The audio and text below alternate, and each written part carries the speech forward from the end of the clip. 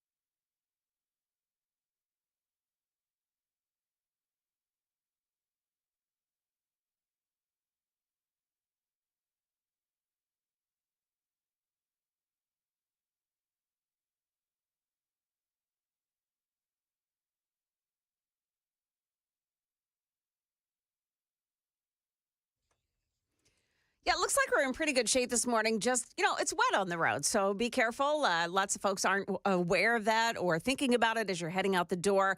Also on 41 this morning, both directions in Davidson County between Mensler Road and Faircloth Lane. It's maintenance work. They're picking it up at this point, but still there's only one lane available in each direction. Traffic every 10 minutes every morning on Super Talk 99.7 WTN.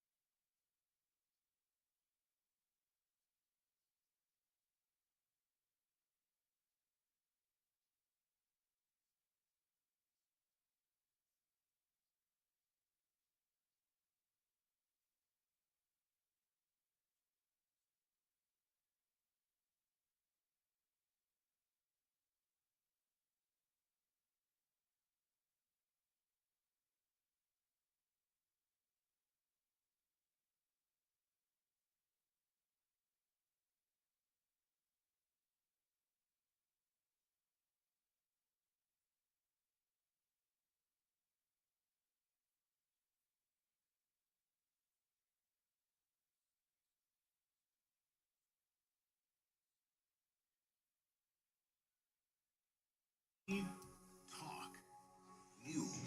5:06, Nashville's Morning News on Super Talk 99.7 WTN.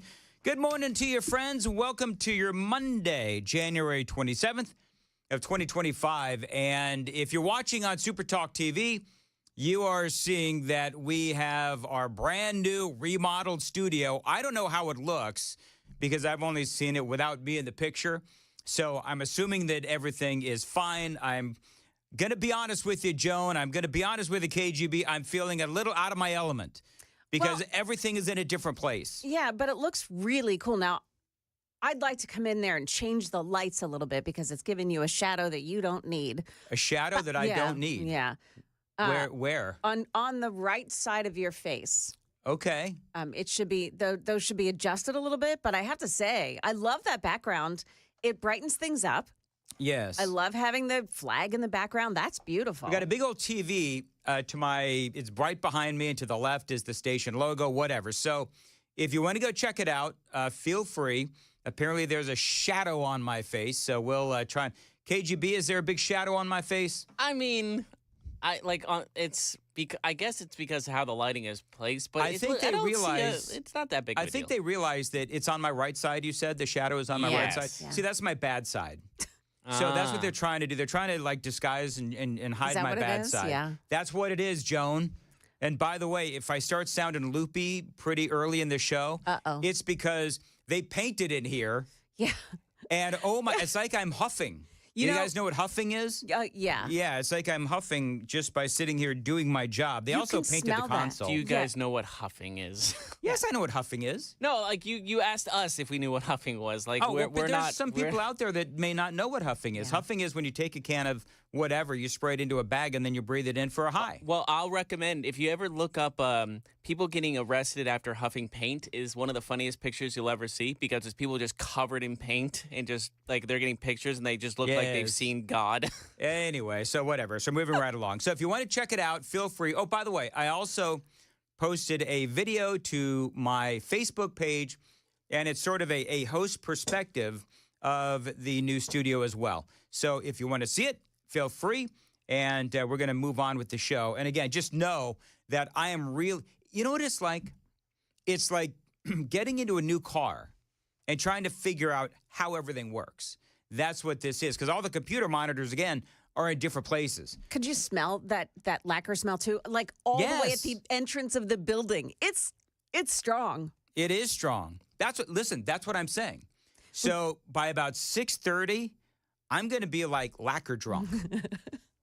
That's what's it. I'm going to be a lacquer high. This could be kind of fun. Sure. Yeah. I'm sure that it'll be hey, whatever. So check it out.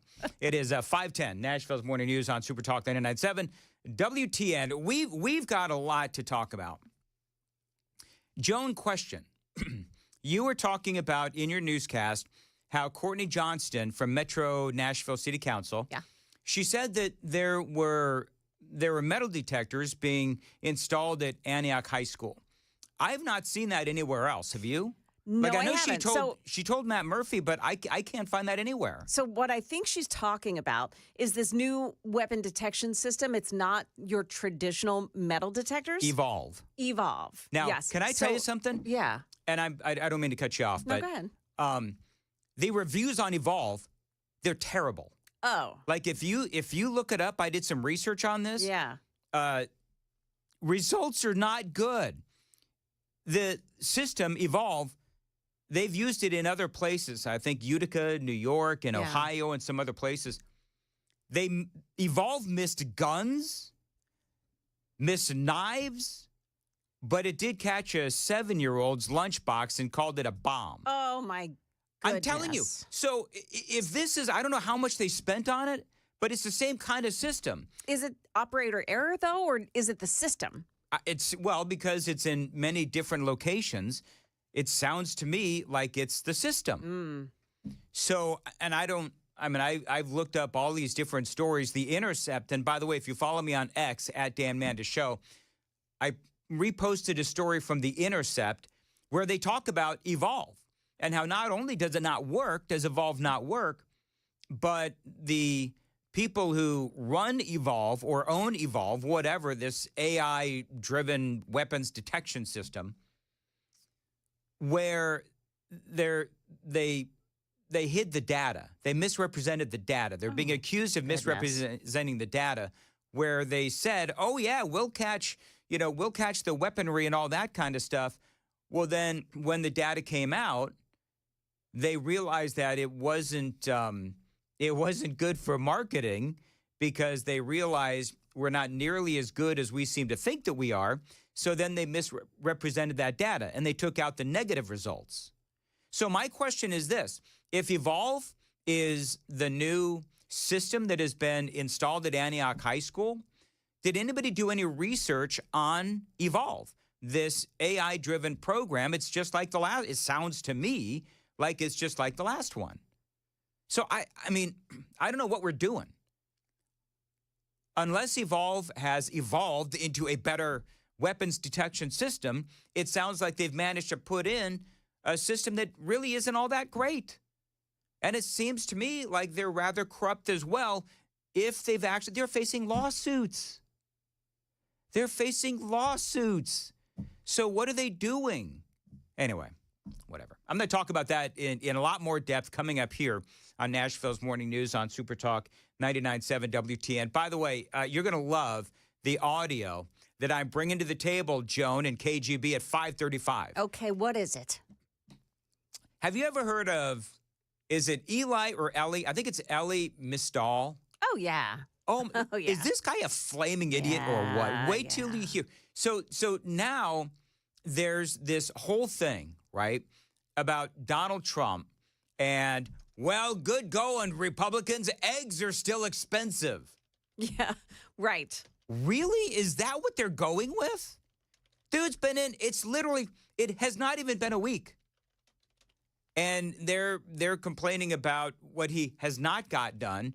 Let's talk about what he has gotten done. But I will play you some audio coming up at 5:35 that I believe that for a lot of folks, there is no turning back. There is no turning back. So somebody, like all of these yappers on MSNBC, they have nowhere else to go. There was a poll. Did you see this poll? Last week, I'll see if I can find it. There was a poll that showed that overwhelmingly people approve of what Donald Trump is doing. Now, a lot of that is based on illegal immigration and what he is doing with illegal immigration. But bottom line is, overwhelmingly, people are satisfied with the first week of Donald Trump. So I've got that. And also, I don't know, did anybody else take really immense pleasure in seeing Gavin Newsom kiss the ring of Donald Trump? Yeah. Did you see that whole thing? We're going to play that audio as well. Gavin Newsom, he fell over himself complimenting and saying all kinds of nice things about Donald Trump. Details straight ahead. It is 5:15 on Nashville's Morning News. Time to check the roads on WTN.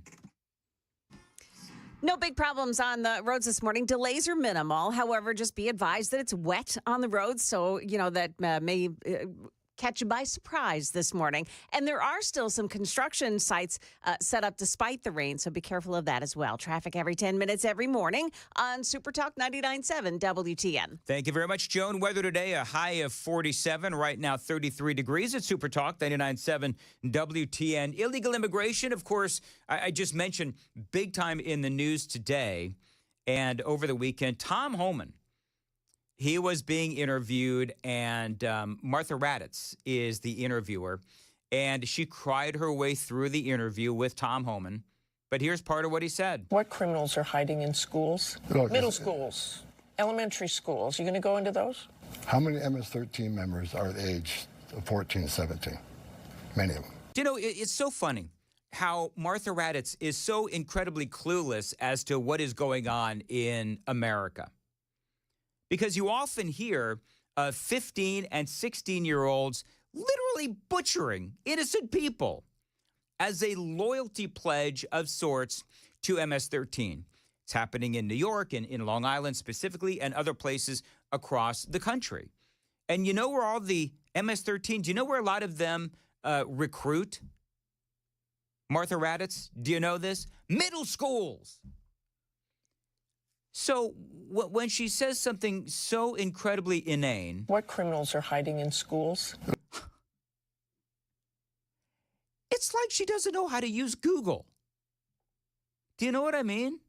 This shows you how out of touch. What criminals are hiding in schools? It shows you how incredibly out of touch Martha Raddatz and the rest of the media is. A study back in 2014, Sam Houston University, average age of incoming MS-13 gang members, 14 years old. What criminals are hiding in schools? So Raddatz still goes after Tom Homan for just the possibility of kids who just happen to be here illegally but haven't committed any other crimes. Will Tom Homan and will the Trump administration will they go after those folks? And this is what he said. ICE officers should have discretion to decide if a national security threat or a public safety threat in one of these facilities, then there should be an option for them to make the arrest. But someday you could go into those schools and grab people who are just in the country illegally. On a case-by-case basis, depending who they are, what the circumstances are. Dude, it's also so fascinating. The answer never changes. They ask the same question over and over again. The answer never changes, man.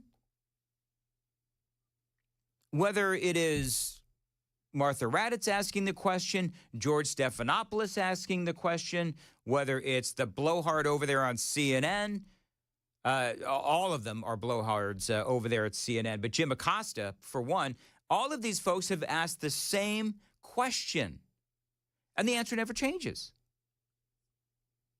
Now, realize that part of this is psychological warfare on the part of the Trump administration. It's psychological warfare because what Holman and all these other folks from the Trump administration are doing is they are sending the message, and it's a good message, that you're not welcome. And so part of this is don't bother to come, and the other part of this is if you're here, then you need to get, as in self-deport. Do you see what happened in Fort Worth, Texas?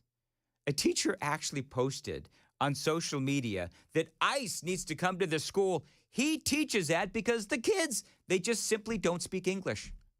That's what he said. This is a quote, and this is, again, social media posting of a teacher in Fort Worth, Texas.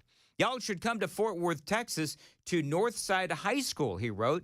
I have many students who don't even speak English, and they're in the 10th and 11th grade. They have to communicate through their iPhone translator with me. He says the Department of Education should totally overhaul our school system in Texas as well. Now, the teacher's insistence on ICE targeting his own students stands in sharp contrast to some liberals who have vowed to fight Donald Trump's deportation efforts. And we'll talk about that and a whole lot more straight ahead. Also, wait till you hear what Tom Homan has to say about those bishops. Did you hear about this? The Catholic bishops that are going after Tom Homan and also Donald Trump. He's got a great quote on that. It is all straight ahead on Nashville's Morning News at 5:20. And Joan Jones has the news at 5:30. Joan, what's up? Yeah, a gruesome discovery at a Murfreesboro apartment complex. And the one issue that is not on the agenda for the state's legislative session, the special session that starts today. We've got those stories and more coming up at 5:30 on Super Talk 99.7 WTN.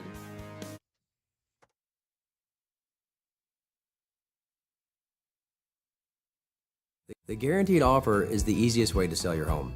It's really simple. We bring you an all-cash offer. You close in as little as 21 days. No home inspections, no lock boxes, no open houses. Go to markspain.com to get a guaranteed offer and start packing.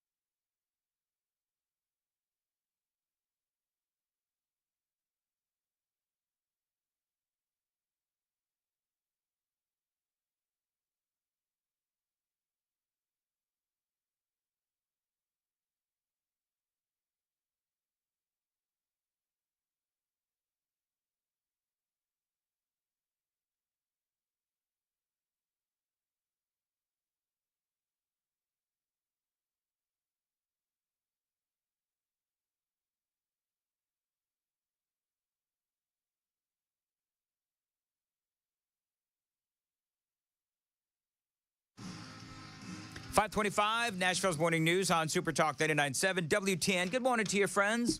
I'm already noticing a few things with this studio, Joan and KGB, that I'm going to have to watch. And so we'll talk about that at 5:35, because I can already tell that some of my old habits, which I know are going to die hard, are magnified in the studio. So Die Hard 1, Die Hard 2, Die Hard with a Vengeance. All of the Live for your above. Die Hard. You know, it's going to be Die Hard with a Vengeance in here, because there's things That's a great one. I'm not supposed to do anymore in here. I can already tell, and I'll pass it along to everybody else. Anyway, moving right along. 526. So Martha Raddatz and Border Czar Tom Homan. I love this interview because, and I'm noticing something. So you had J.D. Vance on with Margaret Brennan on whatever network she's on. You had Tom Homan on with Martha Raddatz. And both of them, it's always like the same questions. And the answers never change.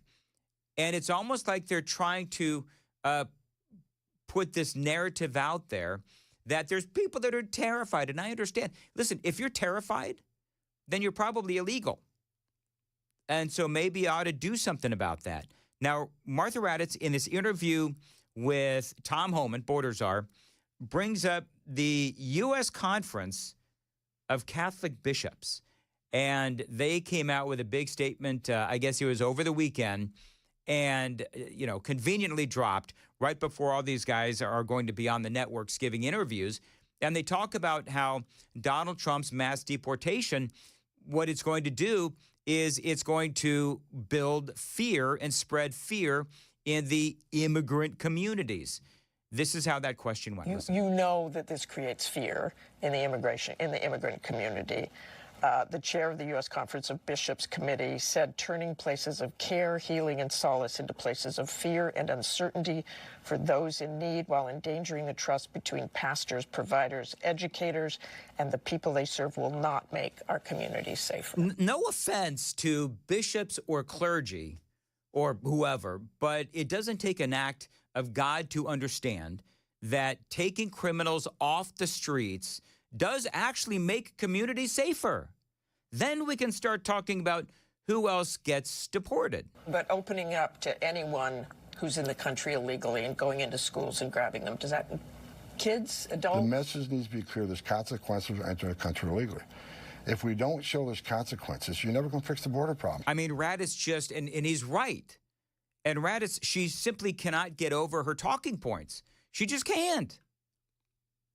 Kids in schools, that's where the recruitment is happening with MS-13. I just told you that in the previous segment, especially with MS-13. So that is going on in middle schools, 13, 14, 15 years old. And then there was another question. How can you possibly afford to deport all of those people? This is the thing that the media also keeps talking about. How can we afford it? Well, we've spent so far $175 billion on Ukraine, at least. We spent tens of billions of dollars on foreign aid every single year. We spent about $451 billion on illegal immigration annually under Joe Biden, according to a 2023 congressional report. By the way, that's annually. So $451 billion annually. That includes health care, law administration, education, housing, and other things. So you get rid of the problem, and all of that money goes away, and we can spend it on something else. Maybe we spend it on making our schools better. There's just a lot to talk about here. It is 5:29, Nashville's Morning News on Super Talk 99.7. By the way, the Super Text line is open. Going to open it up right now, actually, 615-737-9986. News with Joan Jones is right here on WTN.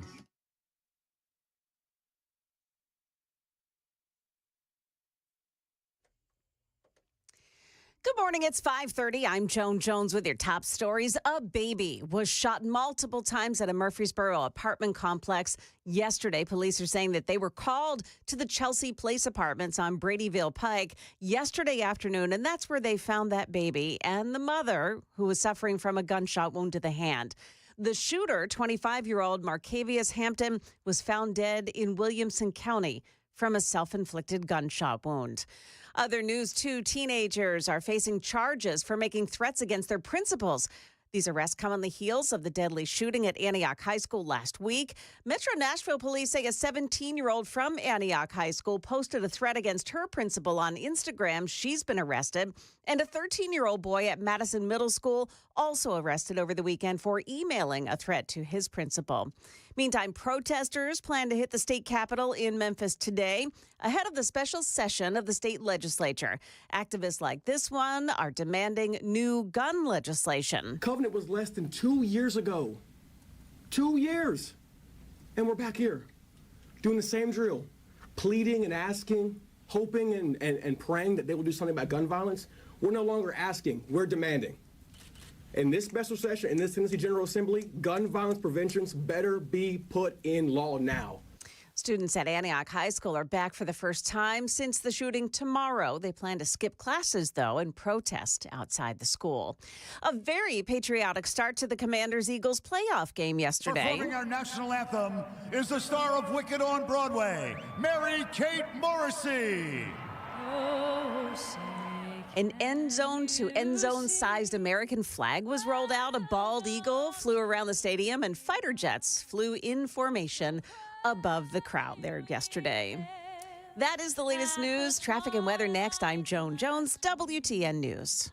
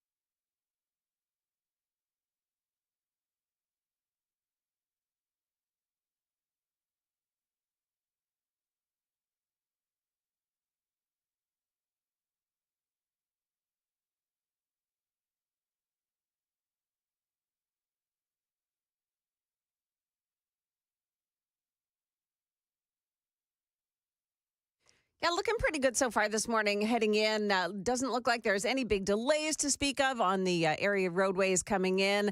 There is a bridge repair this morning on Highway 70S, exit 196, as you're traveling on 40 eastbound lanes. Be careful there.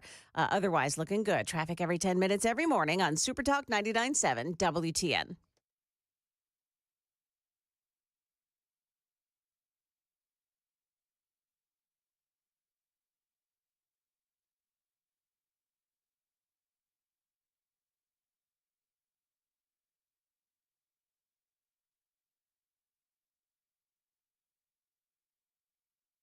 .536, Nashville's Morning News on Super Talk 99.7 WTN. Good morning to you, friends. Dan Mandis here along with Joan Jones and Jeff Malinoff, KGB. So we're breaking in the new studio today. I'm the guinea pig, and I'm the first guy that has the show in the newly remodeled studio. It looks so nice. So I've noticed a few things. Number one, yes, the smell of lacquer and paint or whatever that is in here. Immensely strong. So listen, I'm going to need like Chris Hand to bring in like some Twinkies or some, some of those foods that you eat when you're stoned. Which I don't know what those are. I would edibles? Yeah, like edibles.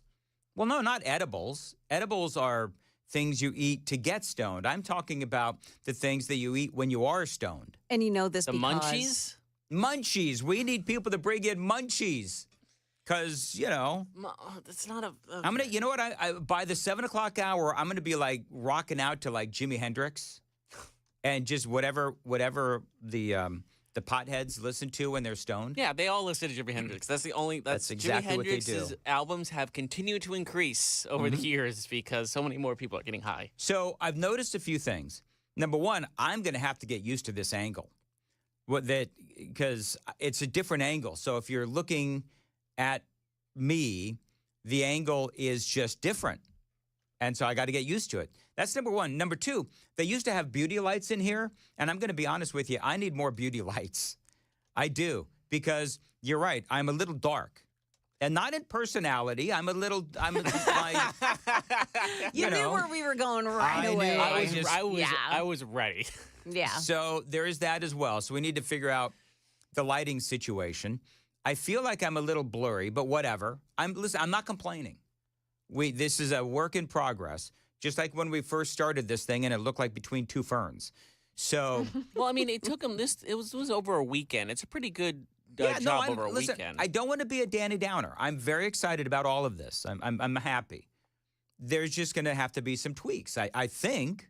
No, I don't think he's done yet. I think there's definitely just he got the barrel, he got the nuts and bolts in there, the necessities. Yeah. That's exactly right. Look, we got your leftovers here in the dust-encrusted news corner. Really? Yeah, look at my flags behind me. I moved the flags that were in the background. Yeah. I moved them to her background just to give someone a nice. They are incredibly light flagpoles though, so I'm hoping like no like fan or like little gust of wind pulls them over and hits her. Knocks me over in the head. All right, Joan, don't fart. Oh, Jesus.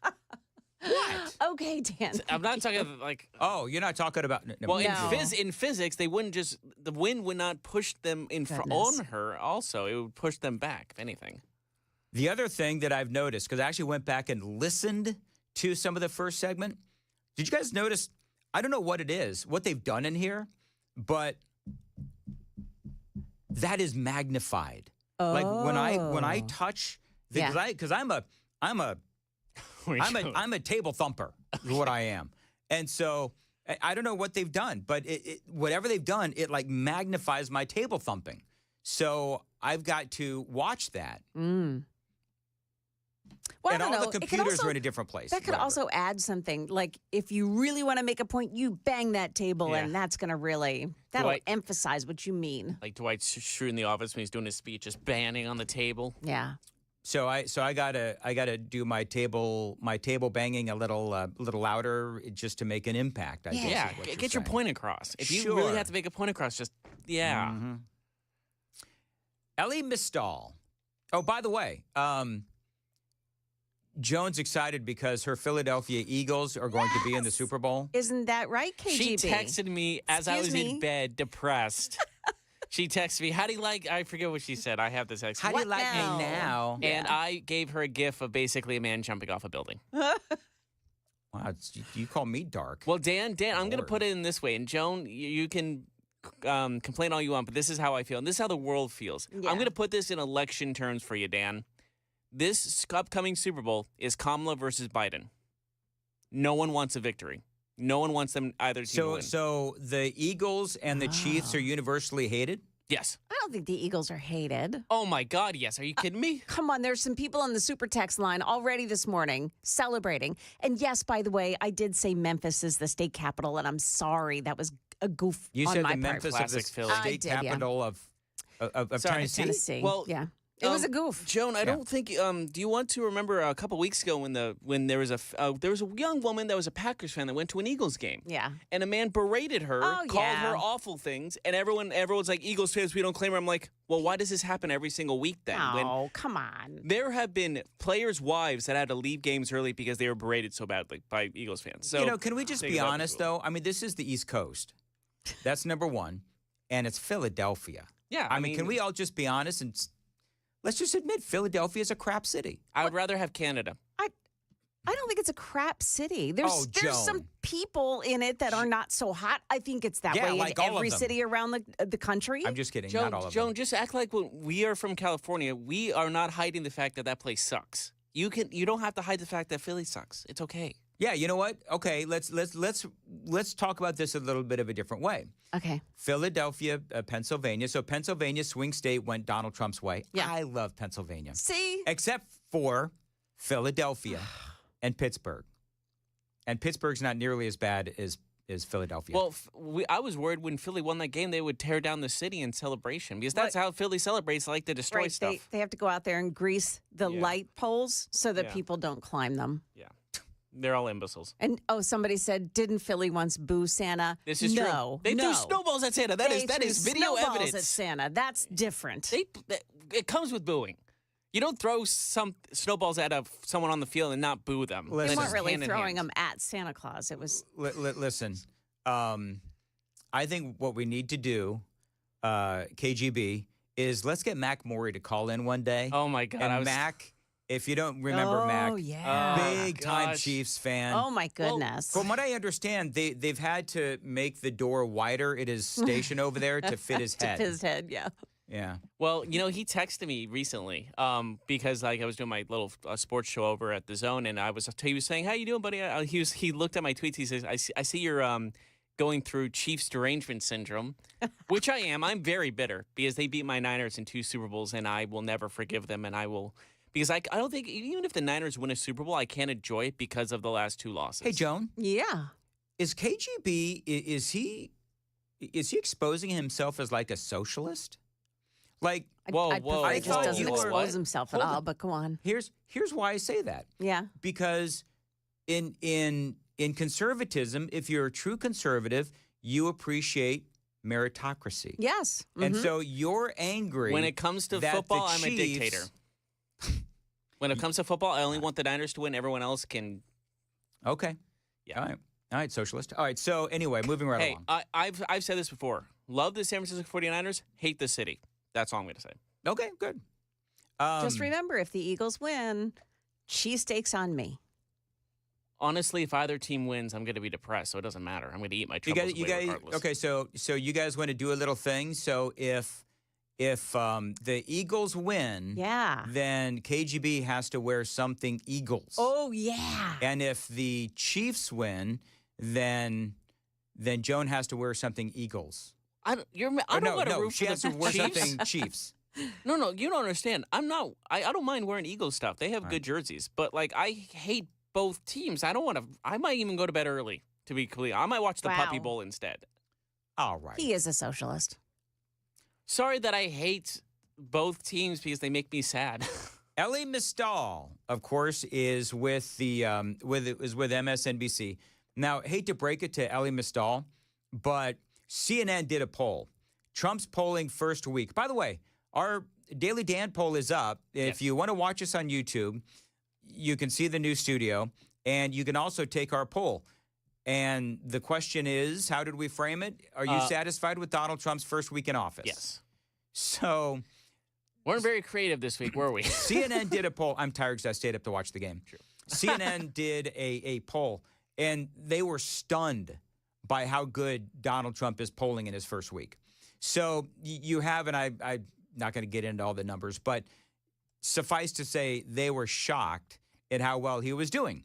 So Elie Mystal, he's this black dude over there on MSNBC, and the only reason I mention that is because to him, literally everything is racist. And so he's the guy, if you've ever seen him, he's got white hair, and he's just, I don't know how else to describe this guy as just to say that he's a little insane. This was all written down, so I don't like the shock and awe version of this, because if you've been paying attention, they wrote it down. They told you exactly what they were going to do and exactly how you were going to do it, and a majority of white people voted for this. This is the disgusting version of America that people want, and oh, by the way, eggs are still more expensive. So you didn't even get that. Great job, white folks.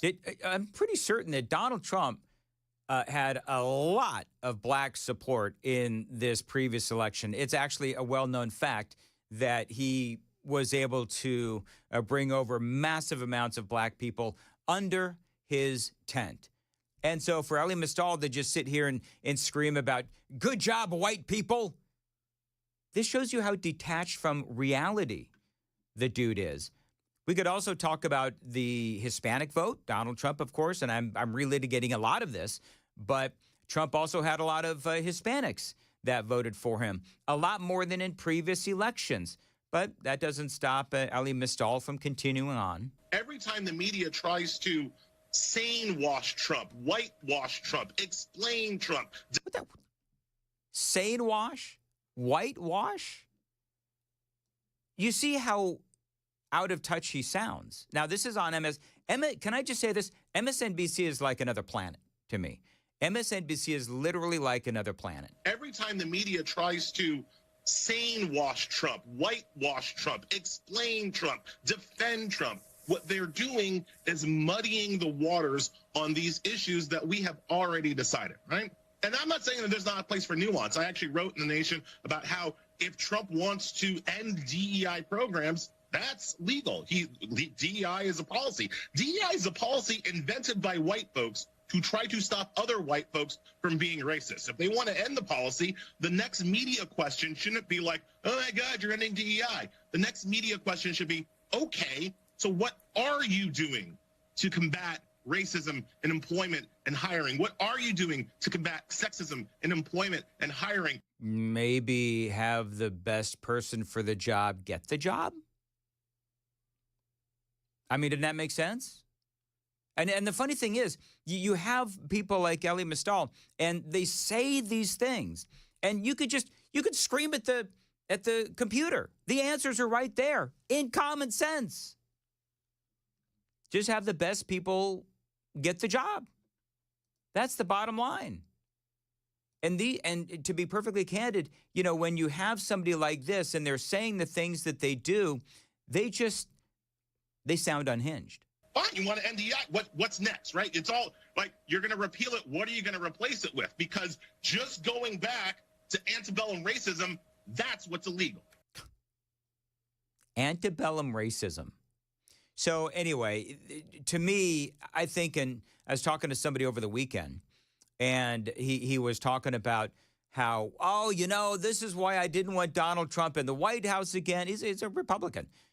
Not as conservative as, you know, a lot of us here.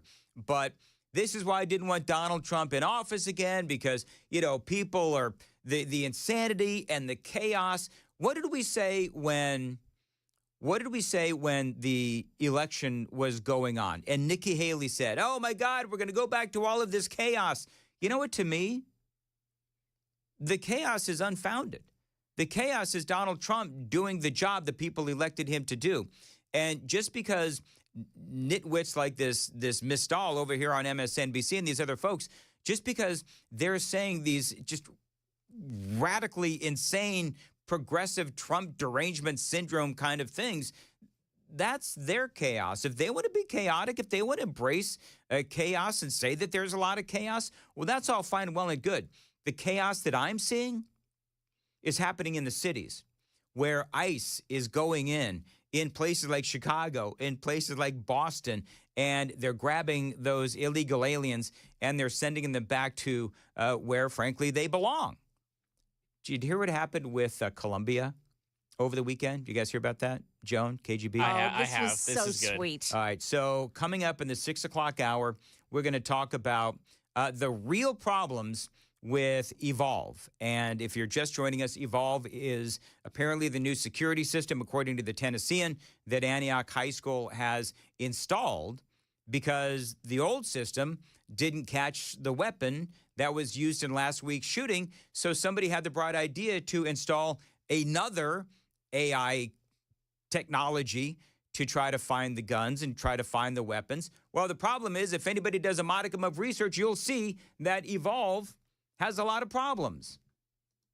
Yet we've probably spent millions of dollars installing that. So we'll talk about that, and also what happened with the nation of Colombia.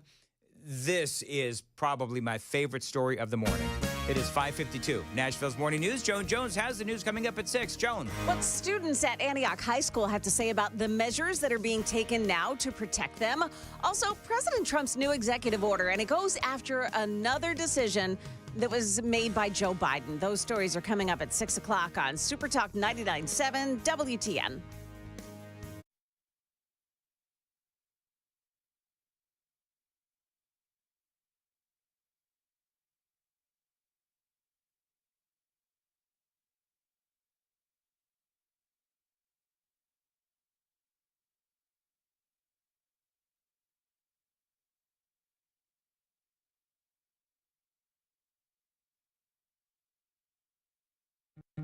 Hey, what's up, guys? It's Matt Murphy in the middle of downtown Franklin, Tennessee. We've talked so much about Savory Spice. I thought, why not show you the place? So let's go on in and see what's popping at Savory Spice. As I've always said, you will smell the spices even before you walk in. I can smell them right here in the doorway. Come on in, and let's introduce you to the one and only Holly, who is the owner and proprietor of Savory Spice. Say hey, Holly. Hello, everyone. Now, enough about Holly. Let's talk about spicy and easy products like the incredible taco soup, which, as I said, you put this in a crock pot, you put all the ingredients that it tells you to buy right there, you put the spices in, and it's so easy. So if you don't know what you're doing around the kitchen, it's a perfect way to find your way around the kitchen, as is the Mediterranean dill risotto. Now, for the holidays, pumpkin pie spice. What doesn't it have, Holly? Pumpkin. It doesn't have any pumpkin in it. That's a fun fact for all of you kids out there. Now, if you stop by Savory Spice, either in the Franklin location or at L&L Market, you can get yourself a sample of the dill dip, which is my absolute favorite. Just tell them Matt Murphy sent you to Savory Spice with purchase now. So come by Franklin or L&L Market in Nashville and come see Holly and the entire crew at Savory Spice.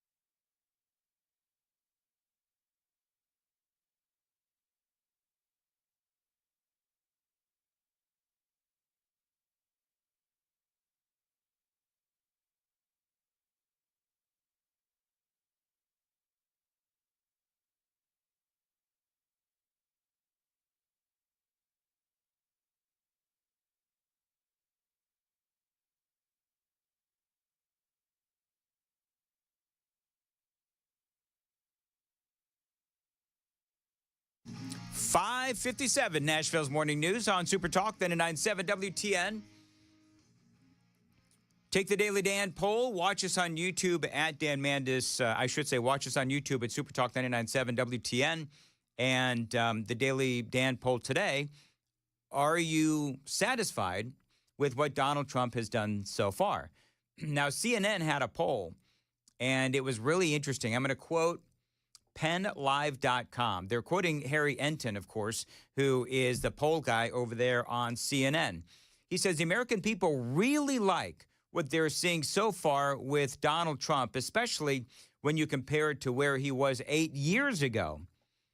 They show that Donald Trump's net approval rating at -3 points when he took office in January of 2017 is a stark contrast to where he took office now, which is +6. So January of 2017, Trump is at -3. Now, here we are in January of 2025, Trump is +6. I mean, that is huge. And in the last couple of days, in his first week, they say that his +6 is now +9. And so he's already gone up 3 points in literally the first week. And I think that's why we're seeing the American people like what Donald Trump is doing. The American people are looking at the media, and when the media is showing these, various videos of, the poor woman at the border who can't get the CBP-1 app, or these poor, criminal illegal aliens that are getting thrown into the back of cop cars, people are looking at that, and they're saying, good, right on. That is literally what we voted for. And so Trump is getting stuff done. And there's people talking about how for the president of the United States, we have not seen a first week in office like Trump's ever. By the way, did you see and hear J.D. Vance? He was on with Margaret Brennan over the weekend, and we'll talk about that. Very busy morning. Appreciate you listening. It is Nashville's Morning News on Super Talk 99.7 WTN.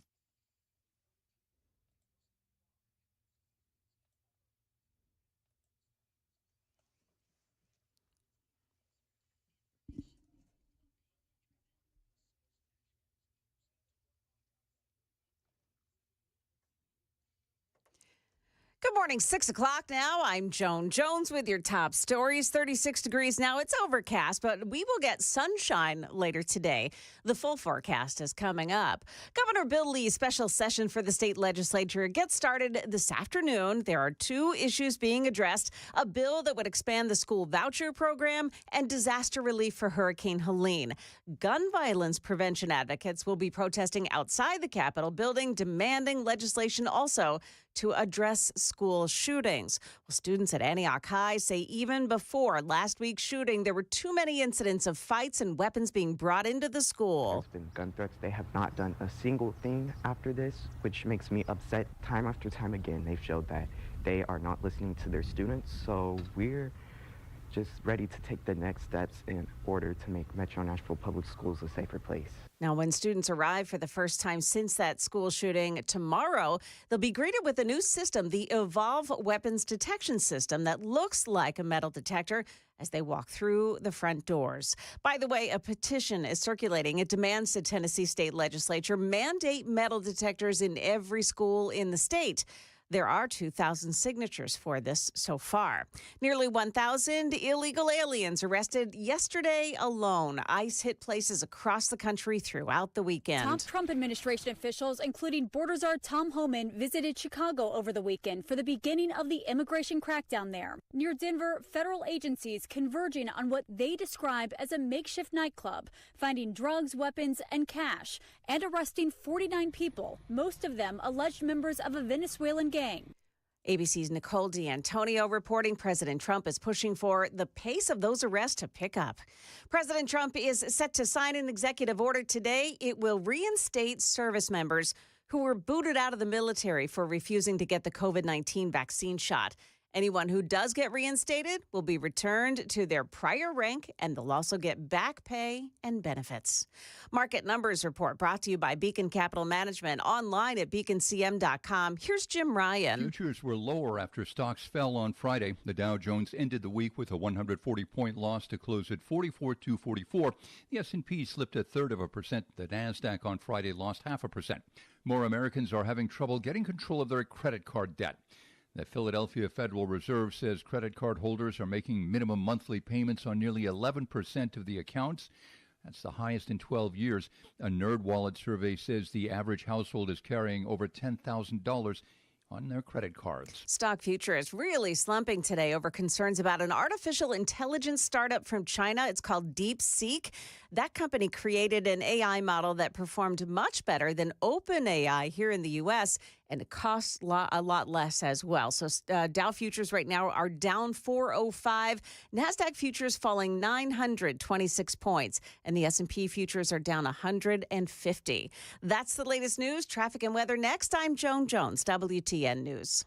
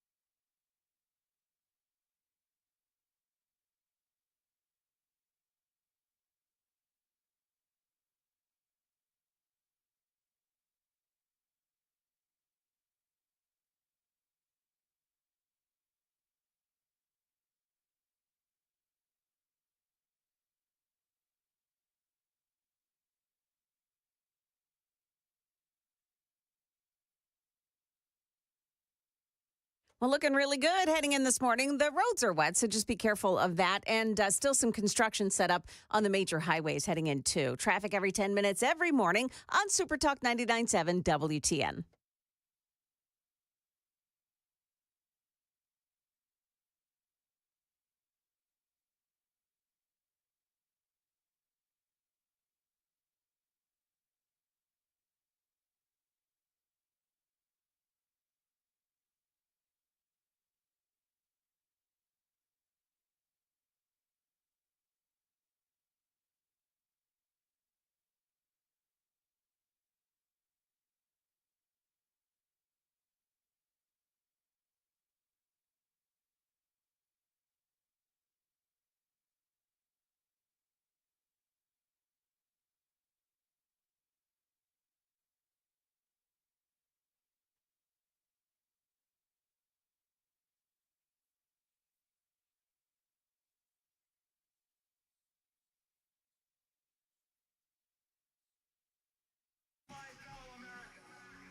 We talk news. 6:06, Nashville's Morning News on Super Talk 99.7 WTN. Good morning to your friends. Hope you're doing well, and welcome on into your Monday, January 27th. We're, 1 week in with the Trump administration, and I got to tell you that if this weekend was any indication as to how good the next 4 years are going to be, then I think that we are in for a great but wild ride. Now, this interview between J.D. Vance and Margaret Brennan, it really was a barn burner because I think there was a lot of people that criticized the vice president for going on with Margaret Brennan and going on the mainstream networks as his first interview of as vice president. And I understand the reason why people criticized him. You know, it's the same thing when we heard that President Trump was going to go on with NBC in one of his first interviews. And it was because, you know, a lot of people said, why are you legitimizing the networks? Why are you legitimizing ABC, CBS, NBC, and so forth? Why don't you go on, I don't know, Fox News? Why did you go on Newsmax? Why didn't you go on whatever? But I think the reason why Trump went on, I think it was NBC with Kirsten Welker, and J.D. Vance goes on with Margaret Brennan, I think the reason why he did that is to delegitimize them. And here's what I mean by that. If you look at the interview, if you watch the interview, if you see how J.D. Vance over and over again just proves that Margaret Brennan, she has absolutely no idea where the American people are at with a lot of these issues that we voted on. And she clearly went in there with an agenda to go after J.D. Vance and to fight with J.D. Vance. I mean, you could tell. I mean, she came loaded for bear. Pete Hegseth, it was a tie. Bipartisan opposition, smallest margin since the job was created. You had to break that tie. If the nominee can't unite your party, how's he going to lead 3 million people? I mean, yeah, this was great news Friday night, late Friday night. Pete Hegseth was confirmed. Very big deal, and he did receive bipartisan opposition. Now, the question is, who voted against him? 3 Republicans. Lisa Murkowski, of course, from Alaska was one. The same Lisa Murkowski, as many people have pointed out on social media, she voted to confirm Ketanji Brown Jackson for the Supreme Court. The same Ketanji Brown Jackson that couldn't define what a woman was. Lisa Murkowski voted to confirm her. She voted against confirming Brett Kavanaugh. And she also voted for Joe Biden's pick, Rachel Levine, as Assistant Secretary for Health. Not only transgender, but also Rachel Levine was obese. I've said this 1,000 times. Rachel Levine was obese. Not exactly what you would want for the Assistant Secretary for Health. Rachel Levine, not exactly the personification of health. And so that's who Lisa Murkowski is. And I think that, you know, I just really don't believe that she's much of a Republican. I don't. So you've got Susan Collins, of course, Mitch McConnell as well, voting against Pete Hegseth. But to me, those 3, not really all that surprising. Pete Hegseth, it was a tie. Bipartisan opposition, smallest margin since the job was created. You had to break that tie. If the nominee can't unite your party, how's he going to lead 3 million people? I don't believe that Murkowski and Collins and Mitch McConnell, I just don't think that they're part of the modern Republican Party, whatever.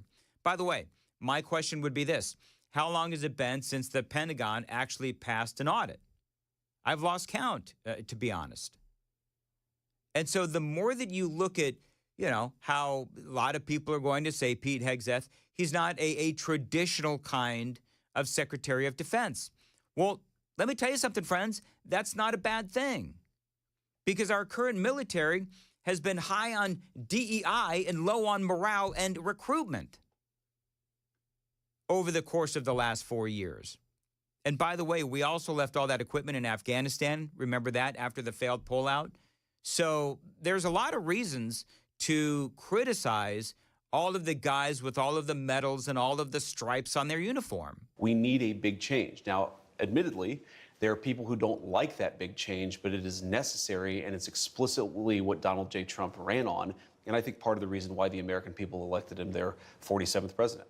Yeah, he's absolutely right. J.D. Vance talking about Pete Hegseth, among other things, with Margaret Brennan. Then FEMA was brought up. And I love what President Trump is talking about with FEMA. The president did say he wants to do something with an executive order in relation to federal emergency response. He said he may reform or eliminate FEMA. Instead of sending emergency responders, he may start to send a percentage of money to states to take care of themselves. But, you know, FEMA has specialized expertise that some of these states just don't have. Did you hear that, what she said? Well, you know, some of these states just, they don't have the expertise that FEMA has. Really? Would you like to look at what the heck happened in North Carolina? Would you like to look and see what happened back in 2020 with the California wildfires and FEMA? So the deal with FEMA is that there's been a lot of mistakes that have been made over the years. We signed an executive order to begin the process of fundamentally reforming and overhauling FEMA, or maybe getting rid of FEMA. I think, frankly, FEMA is not good. I think when you have a problem like this, I think you want to go and, whether it's a Democrat or Republican governor, you want to use your state to fix it and not waste time calling FEMA. And then FEMA gets here and they don't know the area. They've never been to the area. And they want to give you rules that you've never heard about. They want to bring people that aren't as good as the people you already have. And FEMA's turned out to be a disaster. I mean, he's right. I mean, Donald Trump spent a lot of time over the weekend, I think maybe it was Friday, but he was in North Carolina. He then went to California. And in both of those places, we always see the same things. We saw this in Florida, too. You've got communications issues. You've got the roads that are a mess for weeks afterwards. Homes haven't even started to be rebuilt. You've got all these people that are trying to figure out where they're going to stay. Trump comes in and he says, you know what? FEMA can't seem to get their act together and make sure that you guys have a roof over your head. So we're just going to change this and put you in some apartments longer term. And that's what he did. And then he's doing everything he can to wipe away all of the regulations in not only North Carolina, but also California, to make sure that all of that is clear so that the rebuilding can begin. And let's also, of course, not forget FEMA and their politicizing in North Carolina, where they wouldn't help Trump-supporting neighborhoods. So there's a lot of criticisms of FEMA, and they deserve to be criticized. And so now Trump is saying we're going to take a percentage of what we give FEMA, and we're going to give that to the states so that they can do what they need to do and not be reliant on a failed governmental agency that has been proven that it's a failure time and time again. You know, FEMA has specialized expertise that some of these states just don't have. Oh, Margaret, in their arsenal. And I wish how that they... will states who are lower income states, the Mississippis, the Kentuckys, the Alabamas, be able to do this for themselves without federal help? Well, the president, to be clear, is not saying we're going to leave anybody behind. He's saying that in the way that we administer these resources, some of which is coming from the federal level, some of which is coming from the state level, we've got to get the bureaucrats out of the way and get the aid to the people who need it most. But these Let's are the be first honest, responders. Margaret, you talk about the expertise from FEMA. FEMA in North Carolina, in California, in Florida with some of the hurricanes has often been a disaster. I mean, he's right. In Florida, they had tornadoes, a bunch of damage, and Ron DeSantis asked for an emergency declaration. FEMA actually said no.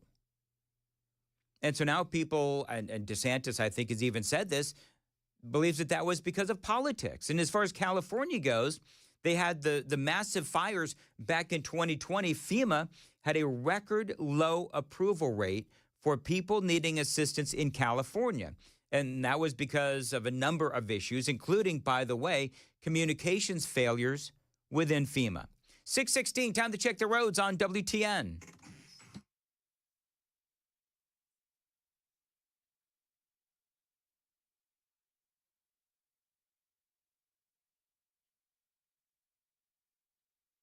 All right, very good. As far as your weather today, a high of 47 right now. You said 33 degrees, KGB? 36. 36 degrees at Super Talk 99.7 WTN.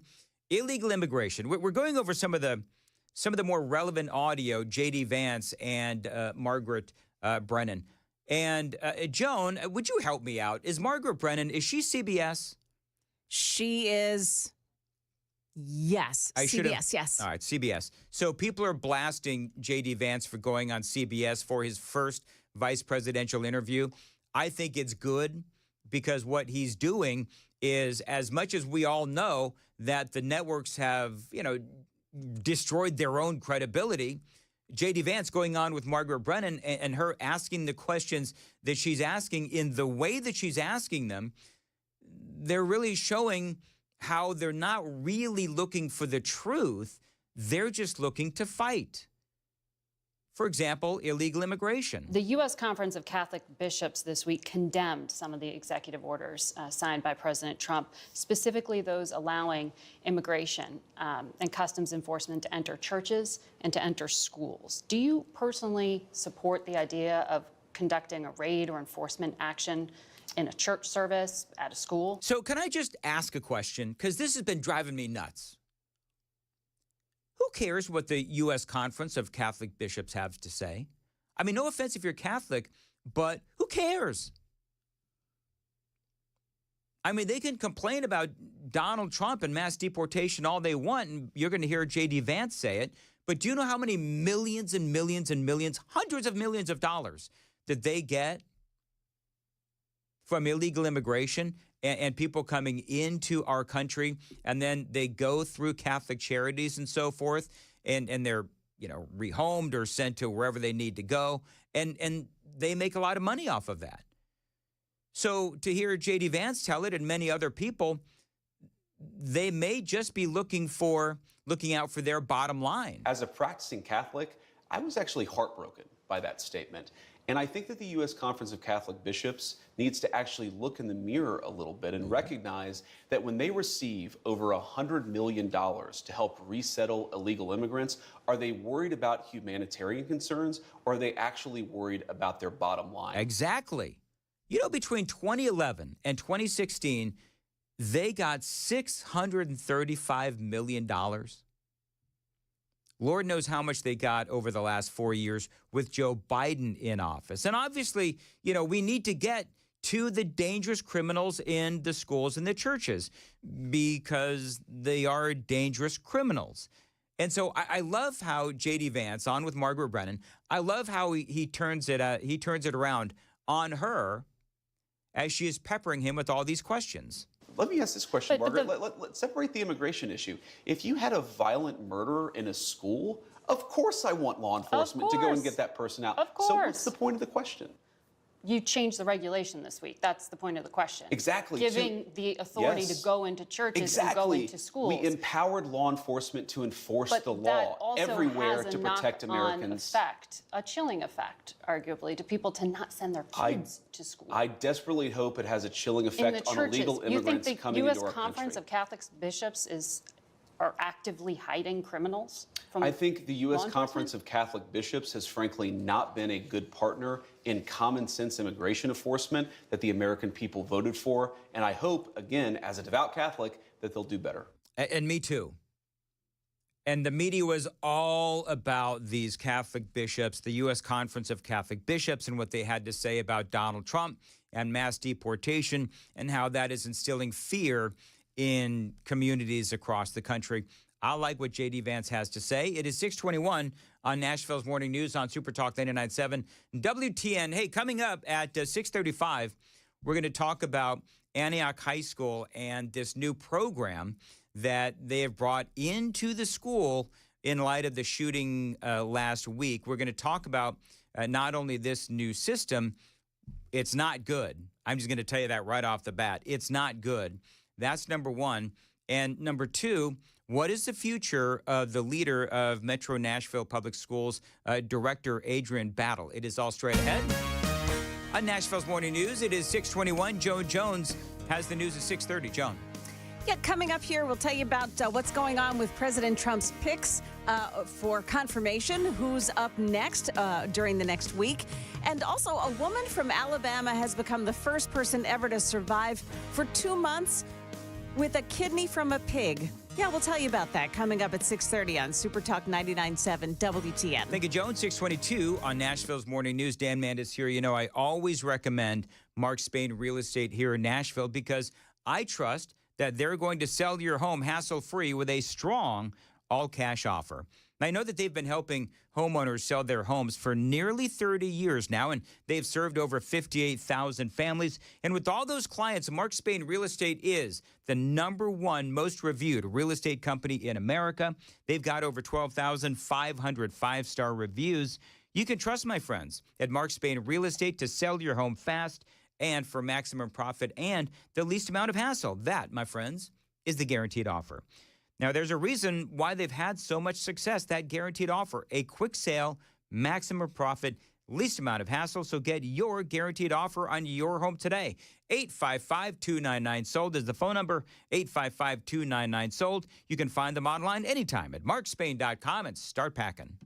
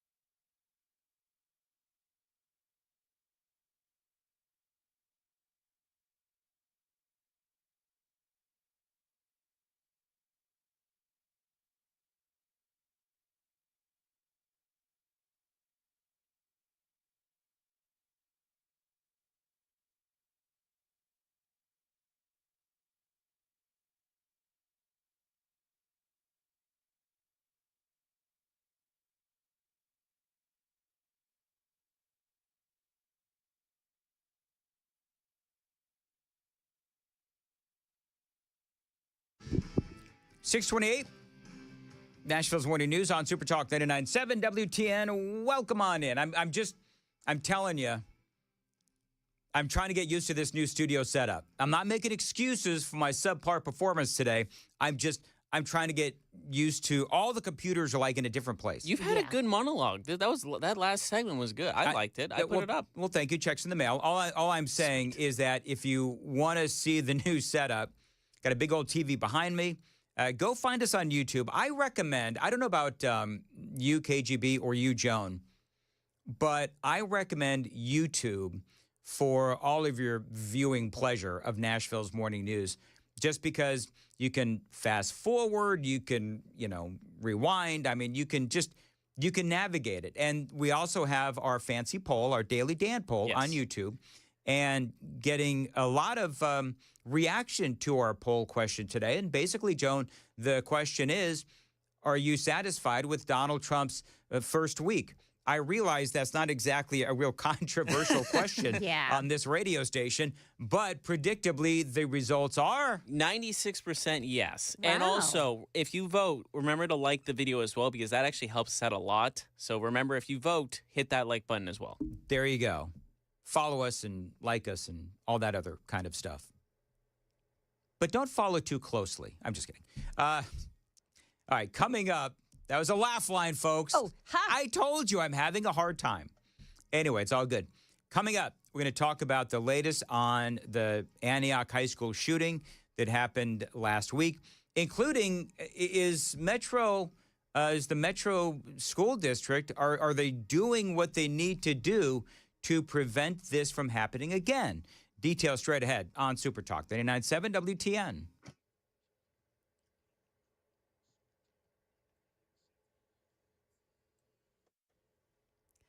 Good morning. It's now 6:30. I'm Joan Jones with the top stories. After two notable confirmation wins last week, the stage is set now for another action-packed week of cabinet hearings. 2 more members of Trump's cabinet received Senate confirmation. Former South Dakota Governor Kristi Noem will now head the Department of Homeland Security, and the president's controversial choice to lead the Defense Department, Pete Hegseth, was also sworn in over the weekend. This week, the Senate will hold confirmation hearings for 3 more of Trump's cabinet picks: Tulsi Gabbard, RFK Jr., and Kash Patel. That's ABC's Allison Kosick reporting. One person was injured in the Belmead area yesterday when a freight train struck a truck that had been hauling other cars. This happened on Harding Pike and Post Road. The injured person is expected to make a full recovery. In Smith County, 12 dogs were rescued after being discovered at a home starving and chained up outdoors with no food or water. Staff members at the Humane Society there say they are shocked and that all of them survived the recent freezing weather. The homeowner has been charged with animal cruelty and neglect. Smith County Humane says that it's in desperate need of fosters for these dogs. A woman from Alabama has become the first person to survive for 2 full months with a kidney from a pig. Her recovery is fueling hope that animal-to-human transplants would become more common. If you saw her on the street, you would have no idea that she's the only person in the world walking around with a pig organ inside them that's functioning. That's Dr. Robert Montgomery from NYU Langone Health. He says there are more than 100,000 people waiting on the U.S. transplant list. Market numbers now brought to you by Beacon Capital Management, online at beaconcm.com. Some sharp declines in the futures this morning. The NASDAQ futures are down 870 points. Dow futures minus 412. The S&P futures falling 142 points. That's the latest news. Traffic and weather are next. I'm Joan Jones, WTN News. Thank you, Joan. Dan Mandis here. My entire life I've dealt with the hassles of glasses and contacts.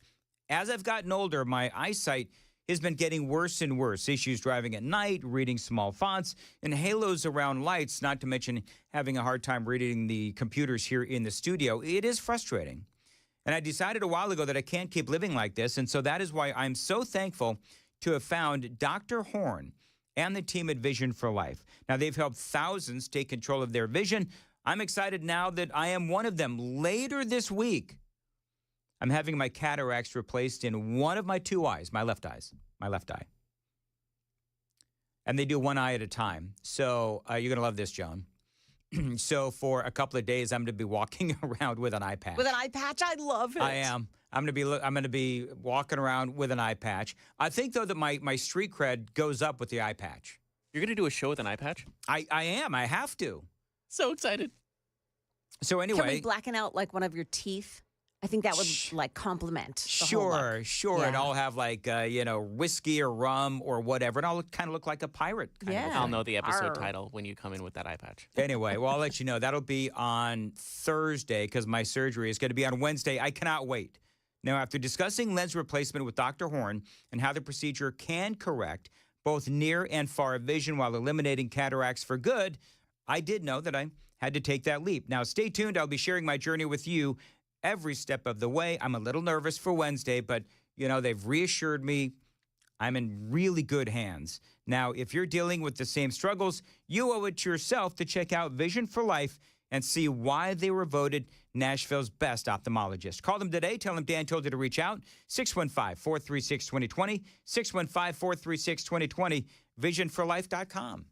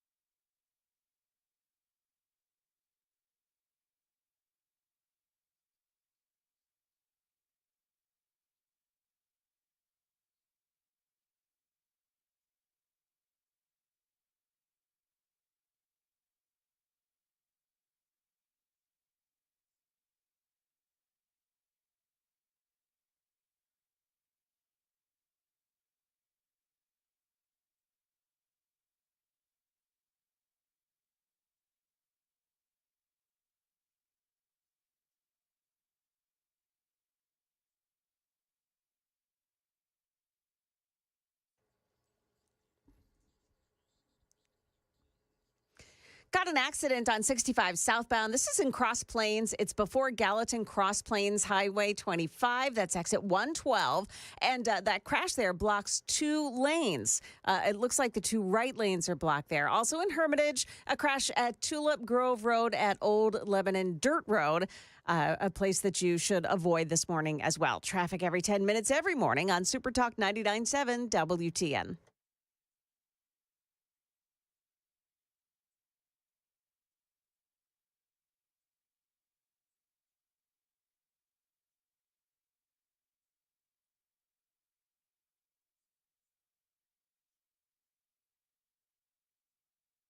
.636 Nashville's Morning News on Super Talk 99.7 WTN 9832. On the Super Text line says, I bet Adrian Battle is shaking in her boots going into this week. I don't know. Here's what I know.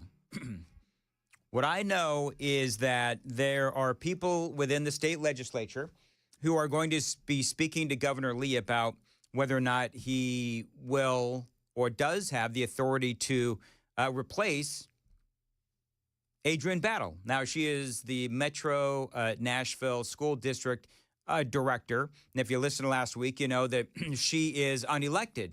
The school board actually employs her. And so it's really up to the school board as to whether or not they should replace Adrian Battle. Now, here's the thing, and maybe you heard this play out on Friday here on Nashville's Morning News, but we had former school board member Fran Bush, who was on with us, and she said that the money was there for metal detectors. We had $400 million of ESSER funds, and that's the funding that came down from the federal government during COVID. We had an opportunity at that time, looking at those funds, that safety equipment could be an option of purchasing to protect our schools. That language was there. We could use it for safety. We could use it for education, on books, and blah, blah, blah. We could have used that money. So there's no reason why we should not have them in the schools. We have a machine in every school that could have been upgraded to a metal detector. We had a company that demonstrated this, that owned the machines. So no, it has nothing to do with money. So the money was there, $400 million, you just heard her say. And they had these machines that could have been upgraded to metal detectors, but they weren't. And so there's a big conversation going on right now as to were there ever metal detectors? And I think by and large, everyone now does agree that at one point there were metal detectors in Antioch High School. So then why did they take them out? Now, the security system the school did have in place missed this kid bringing the gun into the school last week. Just completely missed it. Now, the Tennessean is reporting this, that the school, Antioch High School, is going to reopen with the new system in place. The school will also implement, they say, a new security system while prioritizing the emotional well-being of students with grief counseling, mental health supports, restorative practices, and community building activities, an MNPS news release said on Saturday morning. As part of the fallout in the wake of the tragedy, school district officials have now shared how artificial intelligence-powered weapon detection software installed on cameras in Antioch High School failed to pick up on the gun brought in by this student when he entered the campus that morning. In response to that breakdown, with the OmniAlert security system, the Metro Nashville Public Schools have now announced the district is installing at Antioch High a different artificial intelligence-powered security system called Evolve. There's a problem with Evolve.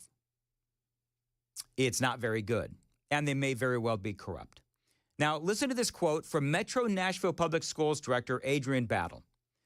Antioch High will serve as a critical testing ground for this advanced technology, allowing us to assess its effectiveness as we explore funding opportunities to expand its use across more schools. Are you kidding me? I'm going to repeat that because I want to make sure that you got what I just said. Antioch High will serve as a critical testing ground for this advanced technology. Really?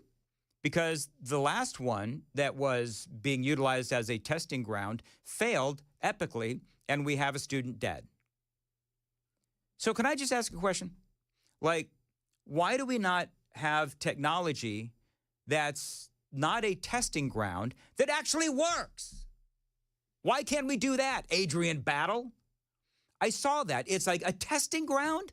We don't want our kids to be part of any test. We want something that works. And this Evolve simply doesn't.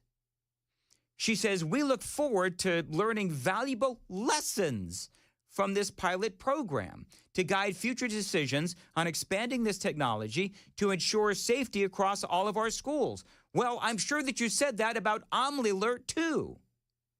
OmniAlert, which is the one that they used before that completely missed the gun.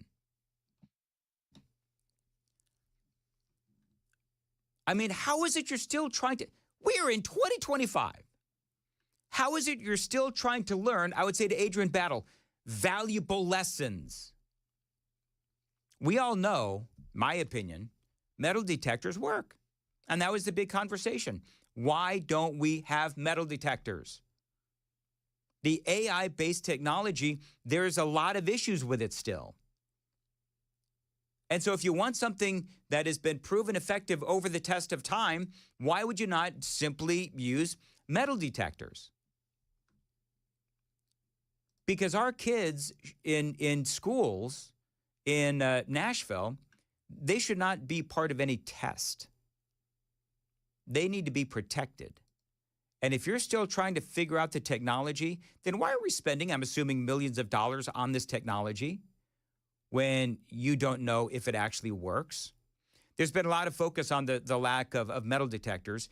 And here's the deal, and we're talking about this with Fran Bush, is that this concept of unintended consequences. Remember we're talking about this where Adrian Battle, the current director of MNPS, talked about how there are unintended consequences of using metal detectors. And it's all a bunch of woke gobbledygook, just stupid stuff that doesn't do anything to keep the kids safe. And so Fran Bush, she was very opinionated on this. I think everyone wants to ask her that question because I think it's a bunch of foolishness. Yep. This is an opportunity to, again, to camouflage and wash down why she did not do her job. It's a bunch of foolishness is what Fran Bush said. What are those unintended consequences? Murphy Show was on with Courtney Johnston on Friday talking about the same damn thing. Nobody knows. Well, I know. I think everybody knows what those unintended consequences are. We talked about that on Friday. And it all has to do with, woke and how, if we use metal detectors, then we're going to have to, look at the data, and the data might show that it's black kids or minority kids that have all the weapons, and that might lead to, these unintended consequences,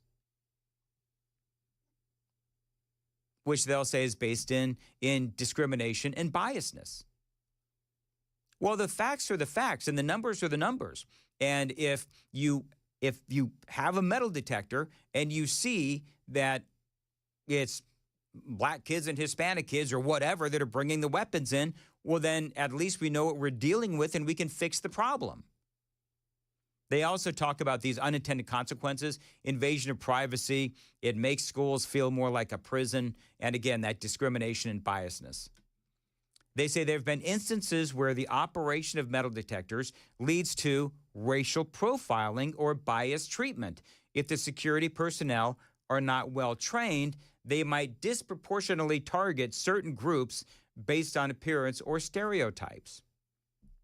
Now, here's the big problem that we have, is that when you look at this Evolve technology, which they're putting in at Antioch High School today, and they reopen tomorrow, there's a lot of problems with this technology. And I'm going to share it with you coming up next at 6:45. Time to check the roads on WTN.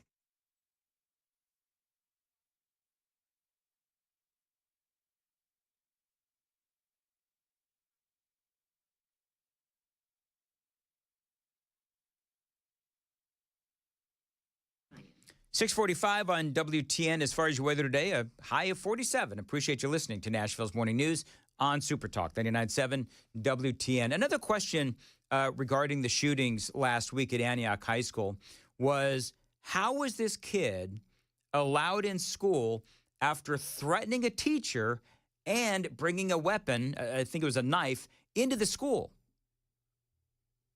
I mean, if you have this zero tolerance policy or whatever, if you're really trying to keep teachers and other kids safe, why are you letting a kid come back into the school when he's threatening teachers and bringing weapons? When I was in the school, when I was on the board, we had a huge shortage of social workers in our schools. And this was an opportunity. We were fully staffed, that we were able to identify the mental health of our students. And unfortunately, it slipped through the cracks. Normally, we would have a zero tolerance policy that if you threaten or bring any weapons in the school, you're expelled. And I'm totally shocked that, finding that out, that it wasn't done. So, yeah, we have a system that's failing our children. Yeah, now we hear the police visited the shooter's home. I think Joan was reporting earlier today, 4 times. And apparently there were some guns taken from the home as well. And so part of the question is, and I asked this question on Friday, we had millions of dollars, tens of millions of dollars earmarked last year for mental health and being able to spot the kids that were having some problems. Well, you have a kid where police visited the home 4 times. They took weapons out of the home. He threatened a teacher, and he brought a knife to school. Is that not enough to spend some of that mental health money to try and figure out what is going on with this kid before he kills an innocent girl? Now, as far as this Evolve weapons detection system, I did some research over the weekend. I'm not impressed. The Intercept reports that on Halloween day of 2022, this Evolve missed a massive hunting knife in Utica, New York, missed a gun, but did find a 7-year-old's lunchbox was a bomb. So again, missed a bunch of knives because there's a big knife fight in the school. So they missed a bunch of knives, Evolve did, missed a gun, but it said that a 7-year-old's lunchbox was a bomb.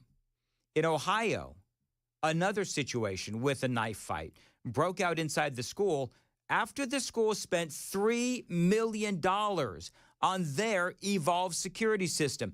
The same system, apparently, that Nashville is putting at Antioch High School. And the list of failures from places like Evolve are long. And this company also seems to be corrupt. If you go to, follow me on X, and if you go to my X feed, you'll see that I posted this story from The Intercept there right at the top on my X feed. Here's what they say. In December, it came out that Evolve, a publicly traded company since 2021, had doctored the results of their software testing. In 2022, the National Center for Spectator Sports Safety and Security, a government body, completed a confidential report showing that previous failed tests on the scanners failed to detect knives and handguns. And they scrubbed that. They weren't honest about what the research had shown.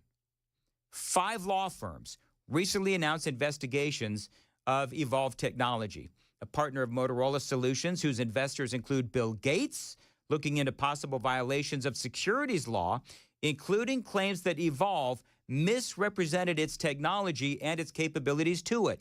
This is what is going to keep the kids of Antioch High School safe, is Evolve. Courtney Johnston from the Metro City Council was on with Matt Murphy Friday. She says metal detectors are being installed at Antioch High School. I hope that's true. I haven't seen that anywhere else. And if you've seen it, shoot me a link if you would. The Super Text line is open at 615-737-9986. I'm a big fan, big fan of Courtney Johnston. And the other thing that she reminded us is that a while back she had filed a resolution to have Metro schools partner with the Metro police so that they could talk about the vulnerabilities of each individual school. And nobody wanted to do that. It is stunning how bad this Metro Nashville Public School Board is. And Adrian Battle. Now, what's going on today? I've got it on pretty good authority that lawmakers are going to discuss the possibility of launching an investigation in the state legislature. They're going to speak to Governor Lee about all of this, and it is my hope that they decide that Lee does have the authority to remove Adrian Battle. If the school board refuses to do it, by the way, then the governor, I hope that he does have the authority, because if it's only up to the school board and they decide to keep her, then there does need to be a revolution against the Nashville School Board. There really does. So I've reached out to the governor's office. I have yet to receive a response.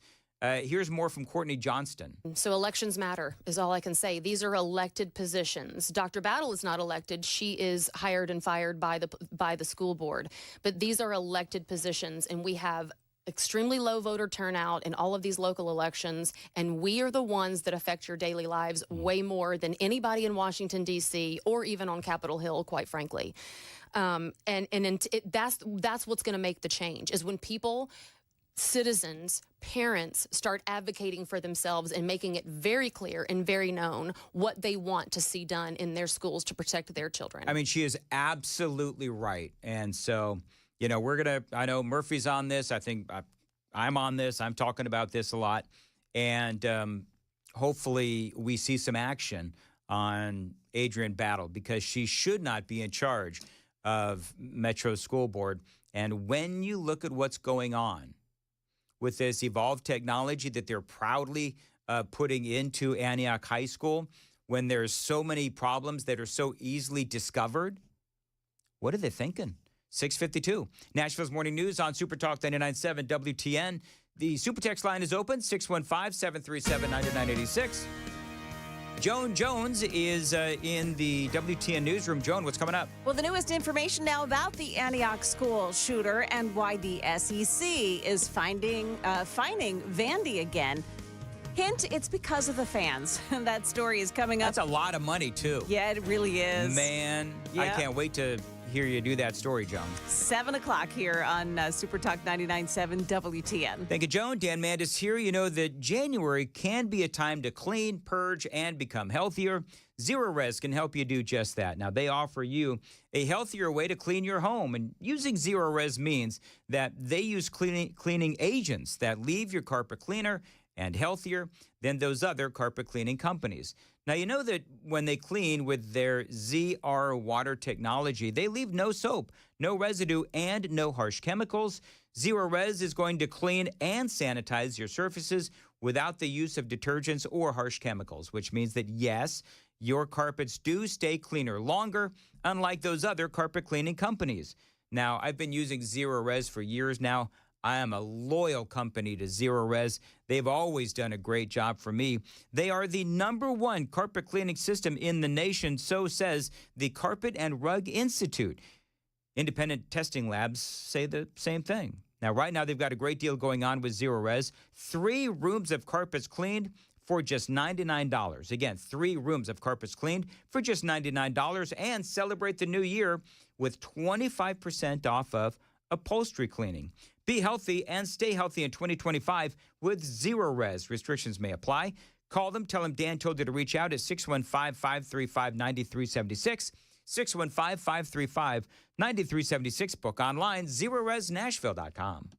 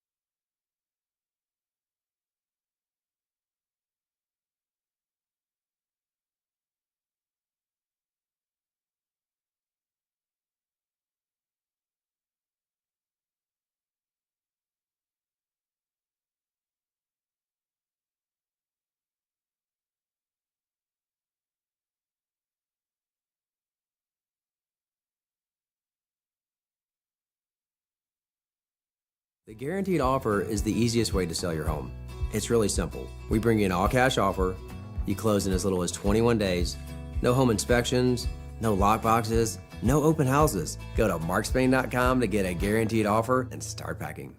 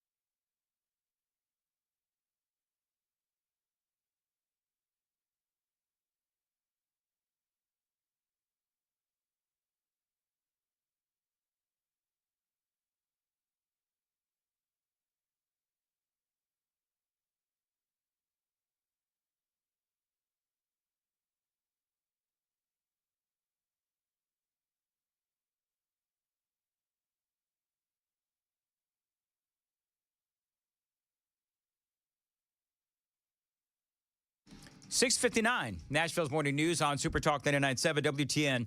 Hey, check out the new studio on YouTube. That's my favorite place for you to go check us out. You can go to YouTube, check out the new studio, big old TV behind me.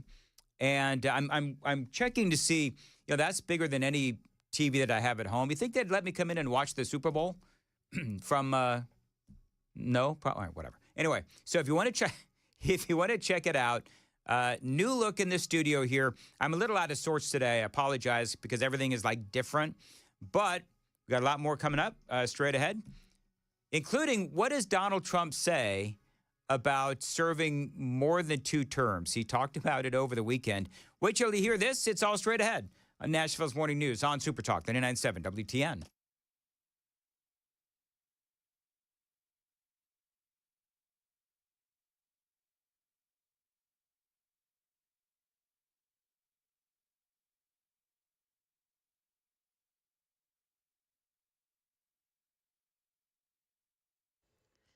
Good morning. It's now 7 o'clock. I'm Joan Jones with your top stories. Crisis averted as a deal was reached between Colombia and the U.S., who was caught in a tense standoff over the weekend when the country's president refused a U.S. military deportation flight from landing. The White House announcing the two sides have reached an agreement, vowing to hold off on those tariffs, but still imposing visa restrictions and halting visa services at the U.S. Embassy until those deportation flights land in Colombia. In a statement, the White House press secretary warning President Trump expects all other nations of the world to fully cooperate in accepting the deportation of their citizens illegally present in the United States. That's ABC's Rachel Scott reporting. We're learning more now about the Antioch High School shooter. Police confirming they visited the shooter's home 4 times since 2021. Now, the 2 guns that were taken during one visit in 2023 were directly linked to a juvenile at the home, but police are not saying if that juvenile is the Antioch High School shooter. Meantime, the issue of metal detectors, or the lack of them, remains a big part of the conversation. After the Omni Alert weapons detection system failed to detect the shooter's gun last week, the school installed a new system. It's called Evolve. Now, this is a test run of this system. Metro Council member Courtney Johnston tells WTN's Matt Murphy that the school board has been the biggest obstacle to making safety changes. So this conversation obviously heated up in 2023 after the Covenant shooting, where we said, okay, hold on, this is obviously very serious. And so we started talking about ballistic glass and ballistic film on the glass. And the school board pushed against that. We started talking about SROs in the schools, and the school board pushed against that. We talked about metal detectors. We talked about, several different things. And I feel like the school board pushed against everything. At that time, they weren't even being trained constantly and consistently as far as teachers and staff. Now, when students return to Antioch High School tomorrow for the very first time, they'll leave their classrooms to march in protest outside the school for better safety protections. Vanderbilt University is racking up the fines. For the second weekend in a row, the SEC has announced fines of hundreds of thousands of dollars because of enthusiastic fans. Vandy beat number 9 Kentucky Saturday for the first time at Memorial Gym since 2016. And that led to fans swarming the court after the game. That's the 3rd strike. So Vanderbilt owes the University of Kentucky $500,000. Now, remember when Vanderbilt beat Alabama? The fans swarmed the field, they tore down the goalpost, carried it through downtown Nashville, and then tossed it into the Cumberland River? That one cost the school $100,000. And then there was a $250,000 fine over the win over the Tennessee Vols on Saturday, the 18th, when fans stormed the court there. Well, Vanderbilt coach Mike Byington is telling the Tennessean today they're going to have to start a GoFundMe to help with all these fines. They just need to, that's almost $1 million. Yeah, it's $850,000. Yeah, something like that. So, come on, Vandy fans, act like you've been there, but why they haven't. Well, that's the problem, is that they're so excited because they had not been expected to do so well. So good for them. That's the latest news. We've got traffic and weather next. I'm Joan Jones, WTN News.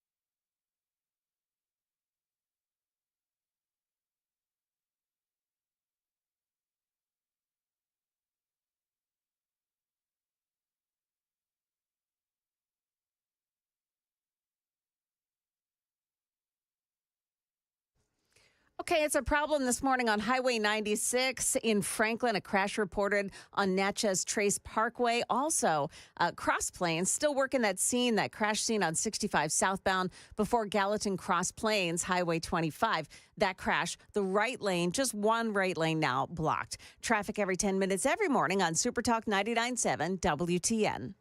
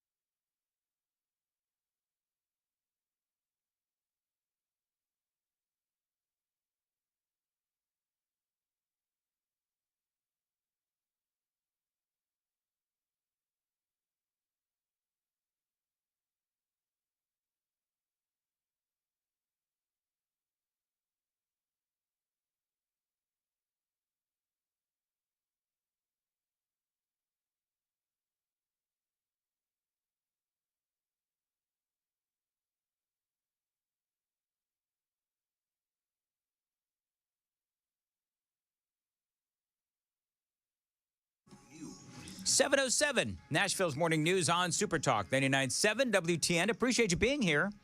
So much news to talk about. Donald Trump.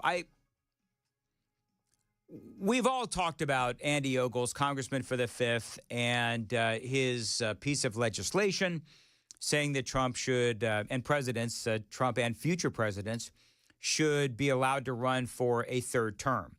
And I think, by and large, that piece of legislation, even hardcore Donald Trump supporters are like, no, that's dumb, shouldn't do it, that's not a good idea. Because it's not always going to be Donald Trump. Next time it could be someone, it could be like Hakeem Jeffries.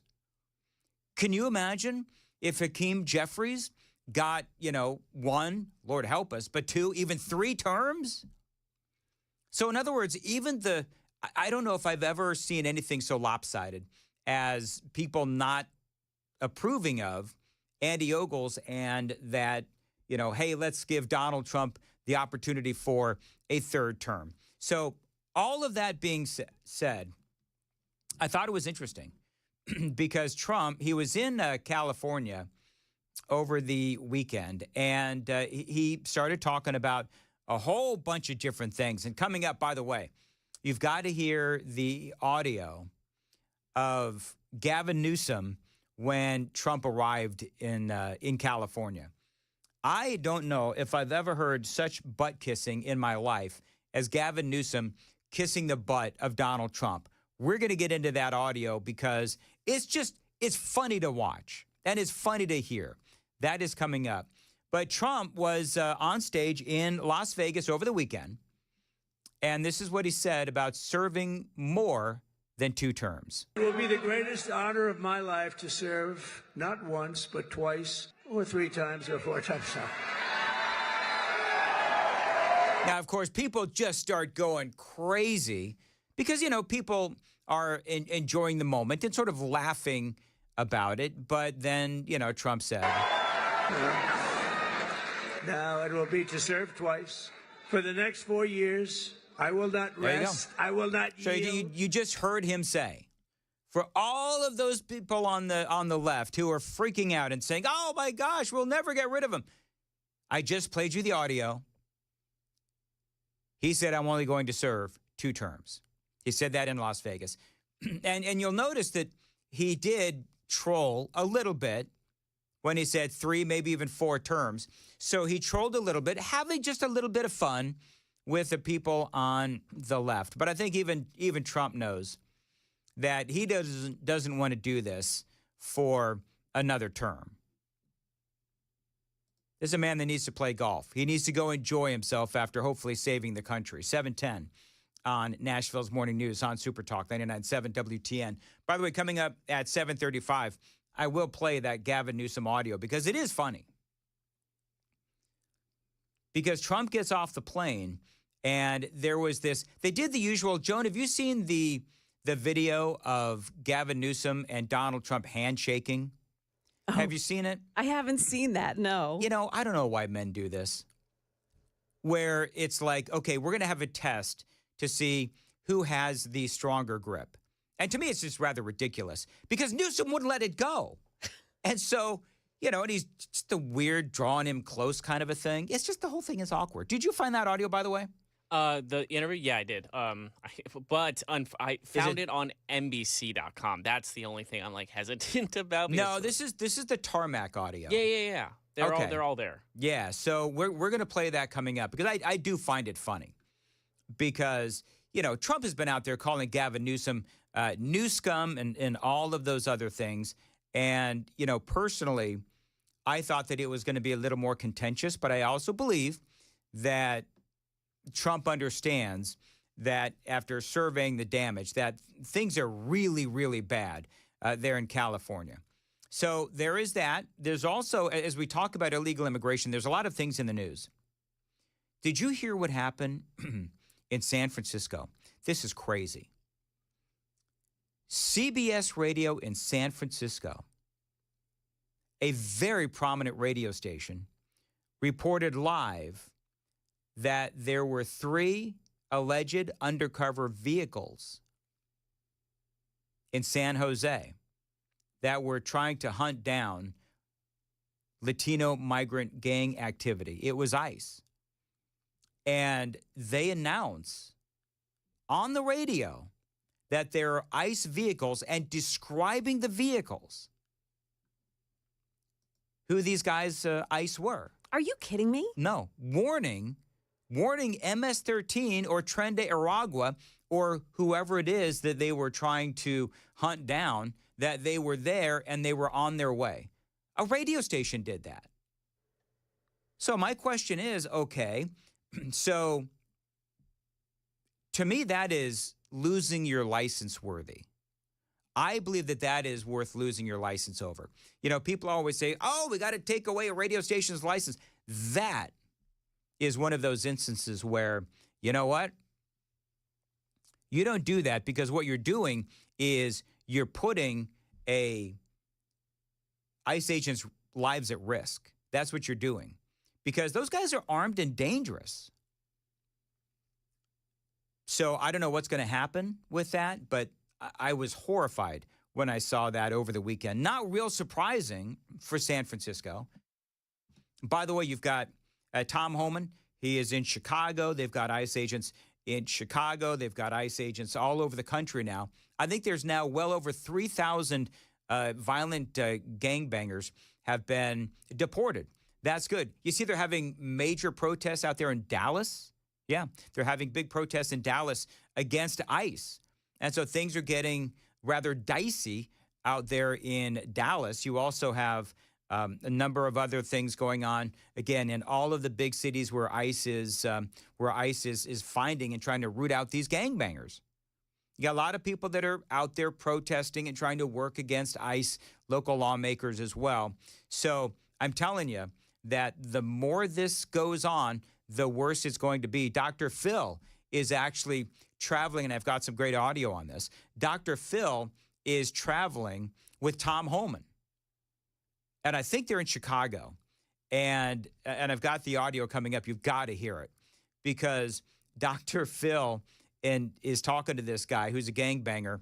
And apparently he's one of these guys that has been, you know, attacking women under the age of 18, you know, teen girls and so forth under the age of 18. And he's a child rapist is what he is.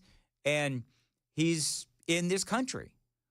And so Dr. Phil is asking him, you know, you've been busted for this and you're still in this country. And that conversation epitomizes why we need to do what we need to do. By the way, also a big update on all those missing kids. It's all straight ahead on Nashville's Morning News. At 7:15, time to check the roads. Cross Plains, 65 southbound before Gallatin Cross Plains. An accident continues to block. 35 now and clouds have come in. Franklin, 96. We've got reports of an accident at Natchez Trace Parkway. No problems coming in on 24 or 40. On 440. I'm Christy O'Brien. Very good. 7:15 on Nashville's Morning News. Clouds coming in. Weather today, a high of 47. Right now, 35 at Super Talk 99.7 WTN. Do you remember those hundreds of thousands of kids that were missing? Biden administration allows all these kids to come into this country, and then they completely disappear. And clearly, yes, obviously, that is a problem. Well, apparently, because the winning just continues on, this is Fox News and Harris Faulkner, and it looks like they found a good number of those kids. Now, the second wave that Tom Homan, the borders are for Trump has told me about, and all of this will focus on those missing children, hundreds of thousands of them that we know.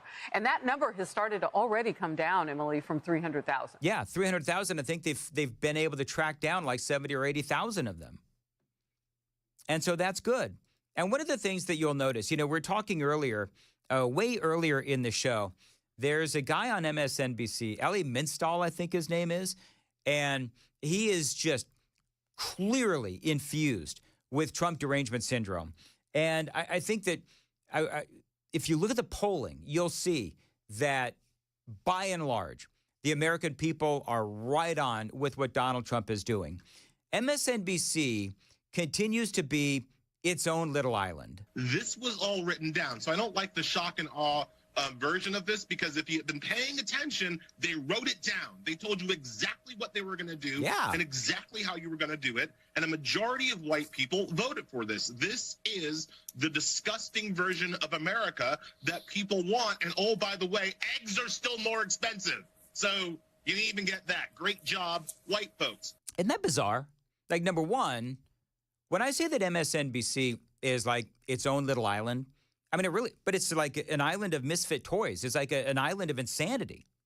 The rest of us are finally seeing sanity coming out of the White House. And this guy's, by the way, Donald Trump has literally been in office for a week. And so you can't turn around 4 years of economic mismanagement at the hands of the Biden administration. You can't expect everything to be fixed in a week. It's just, that's not going to happen. But by and large, you look at the polling and you look at what people are saying out on the streets, and you look at even some of the news anchors have had to admit that Donald Trump is doing a good job. Now, you heard what happened with the Colombian president. This is such a great story. I love this story. There are 2 airplanes full of violent gangbangers that are being flown back to Colombia. And the Colombian president, Gustavo Petro, said that he would not accept these gangbangers back in his country. Now realize, we're flying them back because they've done really bad things in our country. So yeah, we're flying them back. And he just decides that he is not going to accept them. And people are like, well, why would you not accept them? First of all, he did say that he would accept them. And then when they show up, they decided, no, we're not going to accept all of these gangbangers. So Trump gets wind of this.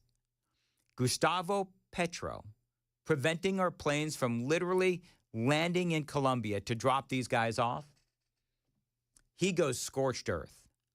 He posts to Truth Social that he is going to impose a 25% tariff on all goods coming from Colombia. And if he didn't fix it, that's going to go up to 50% in a week.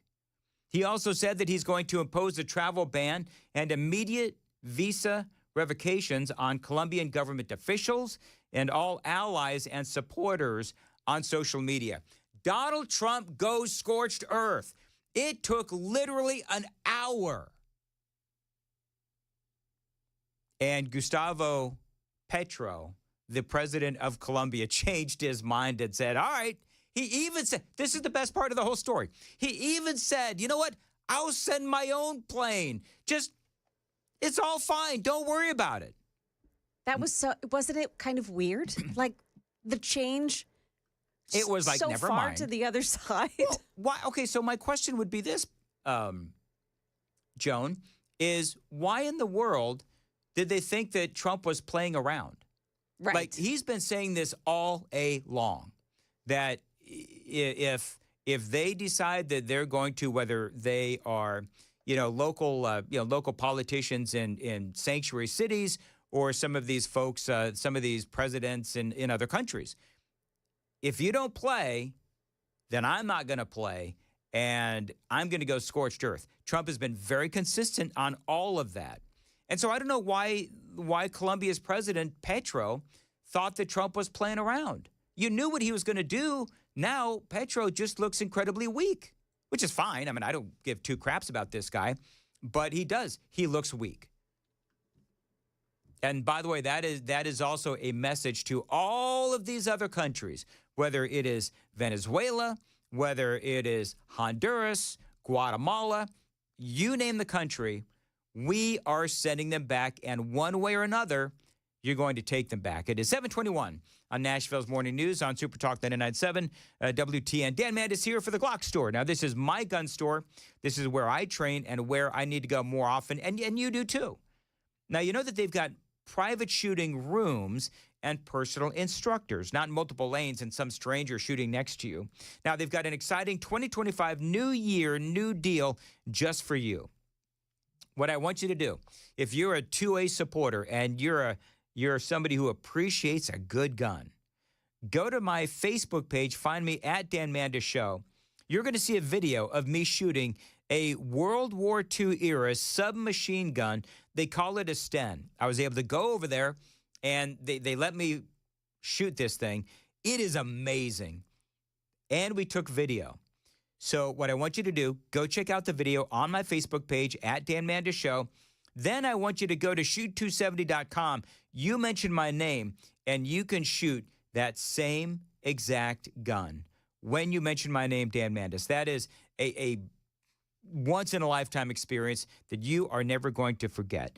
The incredible, incomparable shoot270.com, only in Nashville and only at my place to train, the Glock store, minutes from the airport and worth the drive from anywhere. Again, shoot270.com. It is 7:23. Nashville's Morning News on Super Talk 99.7. Joan Jones has the news at 7:30. Joan, what's coming up? Yeah, a gruesome discovery at a Murfreesboro apartment complex. Also, the one issue that's not on the agenda for the state's that special legislative session that's set to begin today. Those stories and more at 7:30 on Super Talk 99.7 WTN.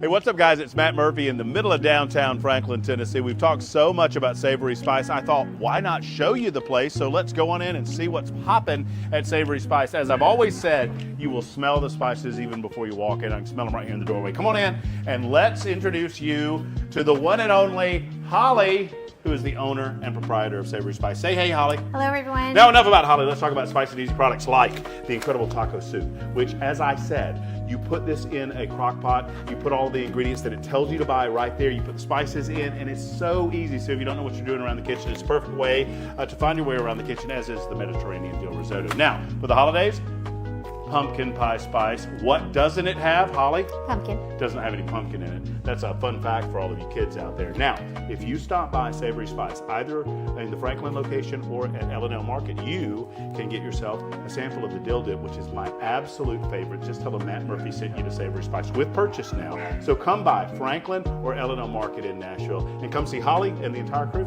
at Savory Spice.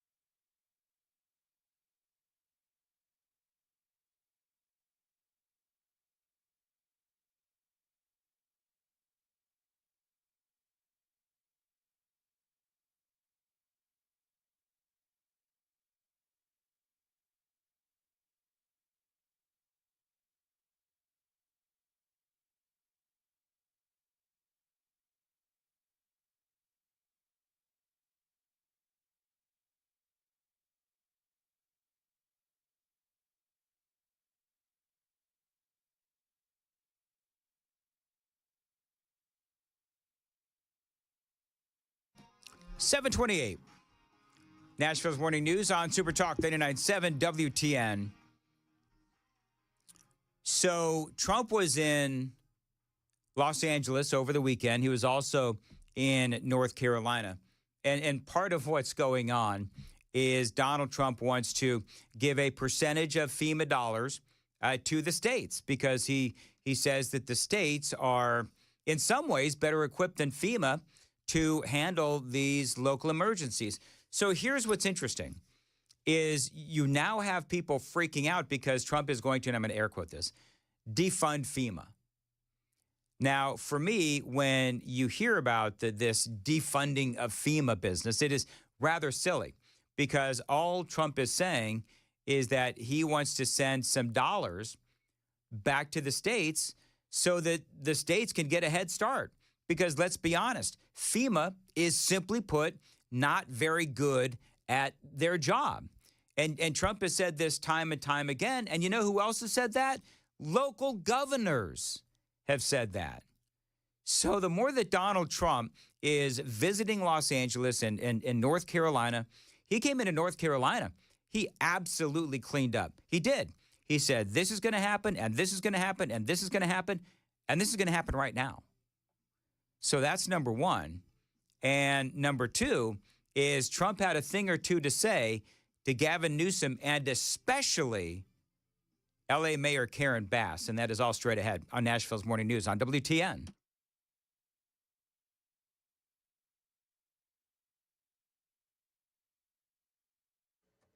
Good morning, 7:30 now. I'm Joan Jones with your top stories. A baby was shot multiple times at a Murfreesboro apartment complex over the weekend, and police say they had been called to the Chelsea Place Apartments on Bradyville Pike yesterday afternoon. That's where they found that baby and the mother suffering from a gunshot wound to her hand. The shooter was a 25-year-old Marcavius Hampton. He was found dead in Williamson County from a self-inflicted gunshot wound. 2 teenagers are facing charges for making threats against their principals. These arrests come on the heels of the deadly shooting at Antioch High School last week. Nashville Mayor Freddie O'Connell. This is not a joke. It's very serious. Metro Nashville Police Department, the FBI, and other law enforcement are constantly monitoring for threats of violence against our schools, and those responsible, once identified, will be prosecuted. Metro Nashville Police saying a 17-year-old from Antioch High School posted the threat against her principal on Instagram. She was arrested Saturday. And a 13-year-old boy at Madison Middle School also arrested over the weekend for emailing a threat to his principal. Meantime, protesters plan to hit the state capitol today ahead of the special session of the state legislature. Activists like this one, in their words, are demanding new gun legislation. Covenant was less than 2 years ago. 2 years. And we're back here doing the same drill, pleading and asking, hoping and praying that they will do something about gun violence. We're no longer asking, we're demanding. In this special session, in this Tennessee General Assembly, gun violence preventions better be put in law now. Students at Antioch High School are back for the first time since the shooting tomorrow. They plan to skip classes and protest outside the school. Stock futures sharply lower this morning with the NASDAQ futures falling 749 points. That's the latest news. Traffic and weather are next. I'm Joan Jones, WTN News. Thank you, Joan. 732 on Super Talk. 99.7 Dan Mandis here for USS. United Structural Systems. Listen, when it snows, when it rains, there's always going to be a worry that water is going to end up in your basement. You've got to make sure that your basement stays dry.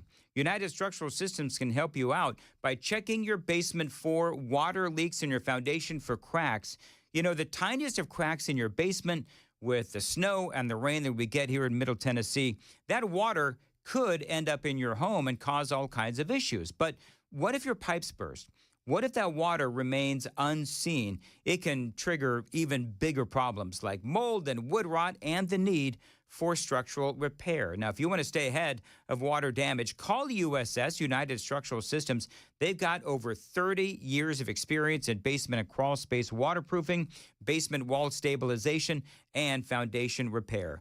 USS inspections are absolutely free. They're not going to sell you any unnecessary repairs. We are simply here to help. We guarantee our best. Call USS 615-488-7855, 615-488-7855. You can always find them online, USSTN.com. That's USSTN.com.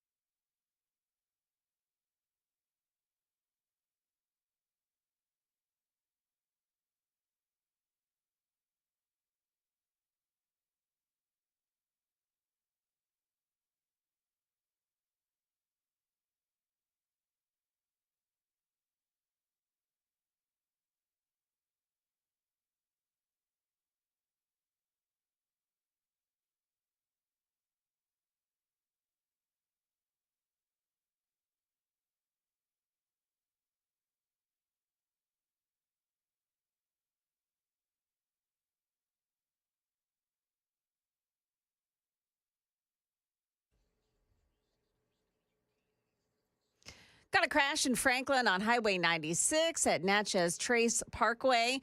Also a crash. The right shoulder now blocked. 24 westbound at Waldron Road, exit 64. And then in Joelton, 24 eastbound lanes past Whites Creek Pike, exit 35. Another crash reported in that area. Traffic every 10 minutes every morning on Super Talk 99.7 WTN. 7:35, Dan Mandis here for Busy Bee Plumbing, Heating, and Cooling. They are your Rude Pro partners, and they're my partner as well. Now, I love these folks. I've been working with them for years and years, over 10 years. Busy Bee is always looking for ways to save you money. And here, in very cold January, some red hot deals. Get a free air duct cleaning with a purchase of a new complete whole home AC, or get a free air duct cleaning package upgrade. So you buy the middle package, you're automatically upgraded to the deluxe. And they're also offering you 15% off indoor air quality products, or a free smart thermostat with any HVAC replacement. That means that you can control your comfort from anywhere. So save money and stay warm this January with Busy Bee Plumbing, Heating, and Cooling. Again, they are your Rude Pro partner. Always tell them Dan told you to reach out. Your satisfaction is guaranteed. 615-775-7833, busybehvac.com. This report.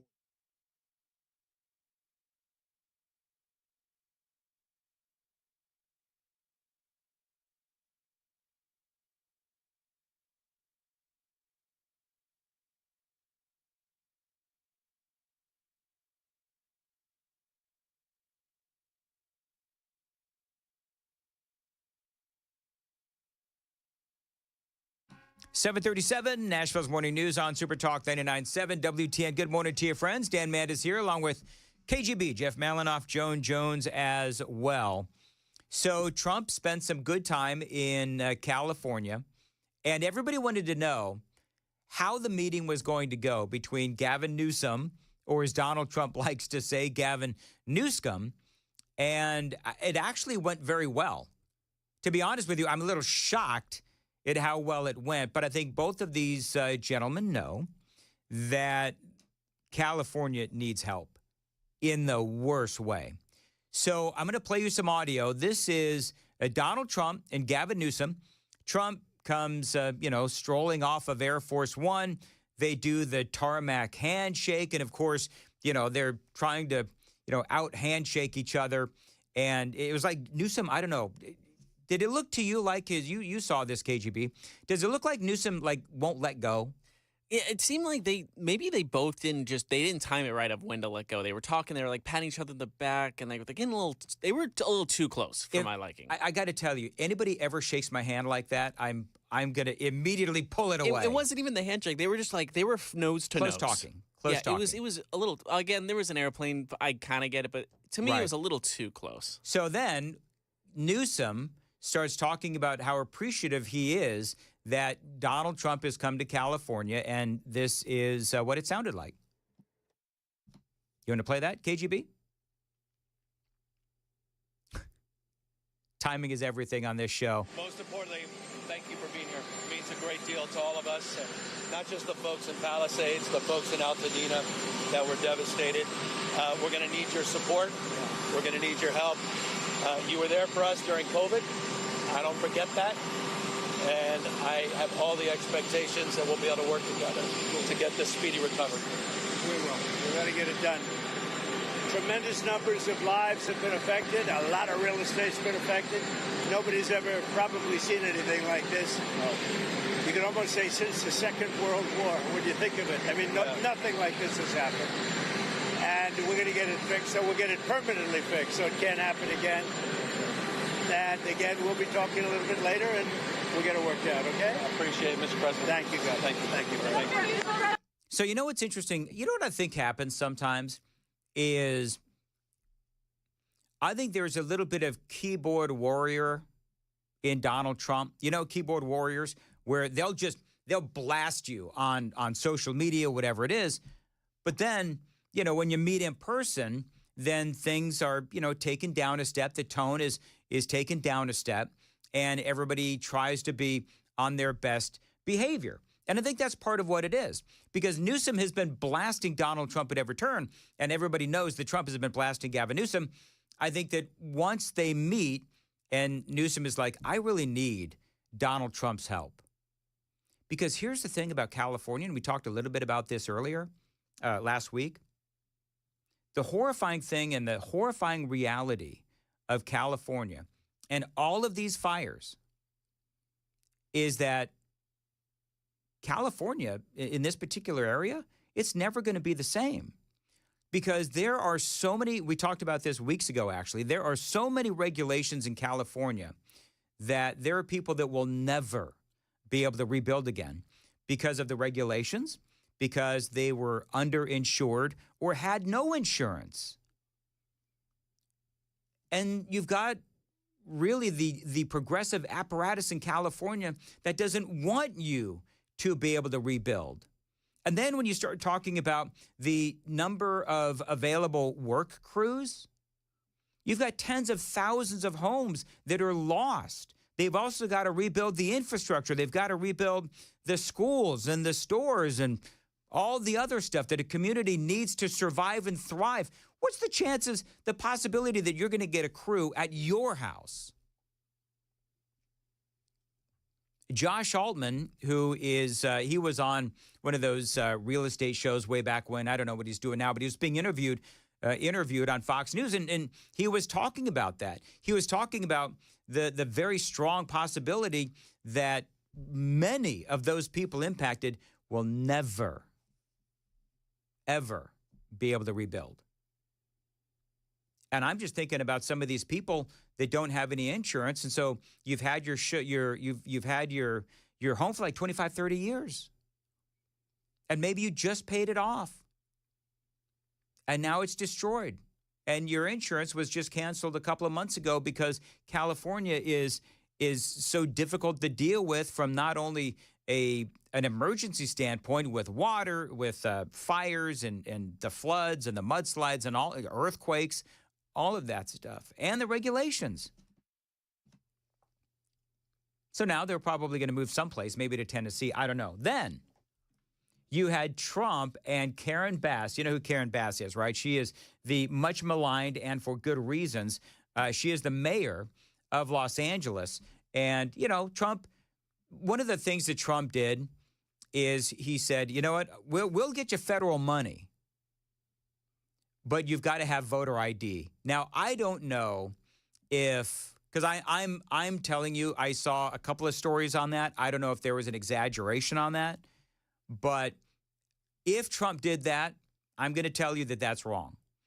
That is a political decision that the politicians there in Los Angeles have decided.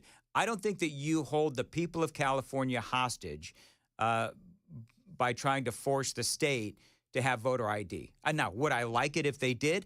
Absolutely. But again, I don't know if Trump is actually really pursuing that. That might be one of those, hey, let's give him the opportunity to have 3 terms. And then he's like, no, I'm only going to run 2 terms. But he was on with Karen Bass, Donald Trump was, and the press conference didn't go well. You have emergency powers just like I do, and I'm exercising my emergency powers. You have to exercise them also. I did exercise them. Because you have a very powerful emergency power, and yes. You can do everything within 24 hours. Yes. And if individuals want to clear out their property, they can. Well, yes, but you know that you will be able to go back soon. Mr. President. We think within a week. So first she says 24 hours.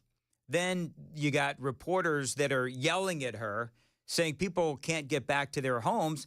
And then she says, well, maybe it's going to week. It's going to be a week.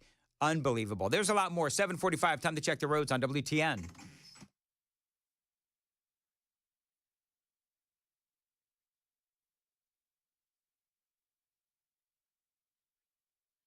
Reports of a crash at Natchez Trace Parkway. No problems on 65 or 40. I'm Christy O'Brien. 7:45 on Nashville's Morning News. As far as your weather today, you know what? They've taken in our new studio setup. I can't even see outside. It looks like, is it sunny outside now, KGB? The sun is getting, it's the clouds are parting. It's starting to come out. Kind of sort of sunny right now. And you said 35 degrees. Weather today, a high of 47. Appreciate you listening to Nashville's Morning News. Donald Trump and Karen Bass at this press conference in California. And he's trying to tell her, you have the emergency powers, so cut the regulations. That's a long time, a week. I'll be honest. To me, everyone's standing in front of their house. They want to go to work, and they're not allowed to do it. And the most important thing is for people to be safe. They're safe. They're safe. You know what? They're not safe. They're not safe now. They're going to be much safer. A week is actually a long time, the way I look at it. I watched hundreds of people standing in front of their lots, and they're not allowed to go in. It's all burned. It's gone. It's done. Nothing's going to happen to it. It's not going to burn anymore. There's nothing to burn. There's almost nothing to burn. And they want to go in. The people are all over the place. They're standing, and they say, why aren't you going in? We're trying to get a permit. And the permit's going to take them, everybody said 18 months. You said 18 months. Oh, my gosh. Can you imagine that? Sitting there, waiting 18 months to just go in and sort of rifle through all of your now burned belongings? I mean, that is awful. But you see what I was talking about with all of those regulations. This is what's happening in California, in Southern California. This is emblematic of the problems that California has. You said 18 months. That was last night. And that was last night. On that. We can't even see our homes right now. We are blocked from entering our streets. Right. We can't even. This is our first time we saw our house. It was yesterday. Wow. I mean, you hear what's going on. So you've got all of these people that are in this press conference that are saying that Karen Bass, the mayor of L.A., is full of crap. Mr. President, we're going to be together next week, and during the interim, many of us are involved in, and Tom McClintock, who you know has been an expert on this for years, that's right. We are going to be putting conditions on the money that do 2 things. Require that it be done timely and affordable, and then secondly, that we protect those who will come afterwards. As we speak, there are 6,000 acres burning in my district on the Mexican border. There will be more fires until we include in any disaster relief items which will prevent it or at least mitigate it from happening again. So you're going to see us proposing both of those. Like water. Yeah, and that's what they need to do. And that's what Trump has been saying all along, is that if we're going to give you all of this money, then you need to make sure and ensure that that water can get from Northern California and Central California down to Southern California, because otherwise, what's the point in all of this?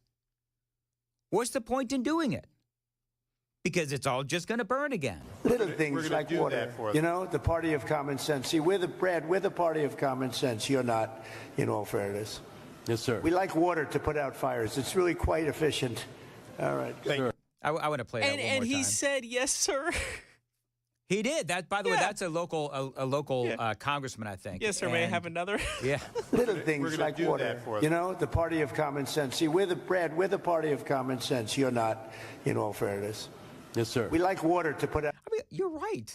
He literally said, yes, sir. Yes, sir. Thank you, sir. May I have another? Brad, we're the party of common sense. You're not, in all fairness. Yes, sir. We like water. Oh, my gosh. I can't believe that he did that. That's great. Awesome. He just said, yes, sir. He took it. He sure Brad, did. we're the party of common sense. You're not, in all fairness. Yes, sir. We like water to put out fires. It's really quite efficient. All right. Yes, sir. Oh, that's the best. Love it. That might be the highlight of the week of Trump's presidency is right there. Oh, I don't know. Trashing a Democrat and them just saying, yes, sir. Yes, sir. May I have another? You said it. That's very funny. Super text line is open, 615-737-9986, 615-737-WWTN. So if you want to see our new studio, I'm not acclimating well. I'm trying. I got computers where they're never been before. Microphone has always been right here in front of me, but I'm having a hard time acclimating. So if you want to check it out, though, from what I understand, people are liking what they're seeing with the new studio setup on WTN TV. If you want to check it out on YouTube, you can. Just go to YouTube, type in Super Talk 99.7. You can see me feeling very out of his element today. I'll probably be better tomorrow. They do need, by all accounts, Joan and KGB, they need to work on the lighting. They need to work on the lighting, and I think that the camera needs a little tweaking as well. What's wrong with the camera other than I'm on it? It's not sharp. It's not a sharp picture. It's a little blur. Now, we're not criticizing anybody. This is what folks are saying. Yeah. Is that it's a little blurry. It is. Again, this is a work in progress. It is absolutely a work in progress. It's good, and they're going to make it better, for sure. It's just little tweaks here and there. Yeah. I mean, from a talk show host standpoint, once I get used to it, I'm going to have a lot of fun. I'm trying to get used to everything now. The good thing, Joan, is that the delay button is right in front of me. Oh, that is good. So now when you curse. So now when I curse. Sailor. Yep. By the way, go to YouTube. Watch us. Check out the new big TV in the background and everything. Also, take the Daily Dan poll. And today's Daily Dan poll is, are you satisfied with Donald Trump's first week in office? I know, not exactly creative, whatever. Go ahead and criticize. However, what are people saying? It's 97% yes. 97%. And if you vote, remember to like the video as well. That helps us out. Yes, like the video as well. Thank you. 7:51 on Nashville's Morning News on Super Talk 99.7 WTN. And Joan Jones has the news coming up at 8 o'clock here on Nashville's Morning News on Super Talk 99.7. Yeah, that I told you. So out of your element. I'm out of my element today. Yep. Go ahead. What's coming up? What's new at Antioch High School for its reopening tomorrow? We'll take a look. Also, a popular face moisturizer has been recalled. We've got those stories coming up at 8 o'clock on Super Talk 99.7 WTN. Big Joan at 7:52. Dan Mandis here. Now, my entire life, I have dealt with the hassles of glasses and contacts. And as I've gotten older, my eyesight has been getting worse and worse. I've got issues driving at night, reading small fonts, halos around lights, and it's really been difficult. And so I decided that I just can't keep living like this. I've got cataracts. So now I'm thankful to have found Dr. Horn and the team at Vision for Life. They've helped thousands take control of their vision. I'm excited to be one of them. Now, my big eye surgery on my left eye is coming up later this week.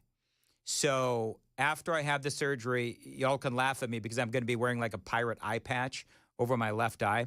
But I'm really excited.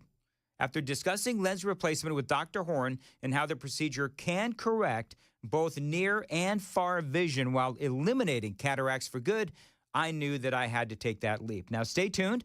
I'm going to be sharing my journey with you every step of the way. If you're dealing with the same struggles, you owe it to yourself to check out Vision for Life and see why they were voted Nashville's best ophthalmologists. Call them today, 615-436-2020, 615-436-2020, visionforlife.com.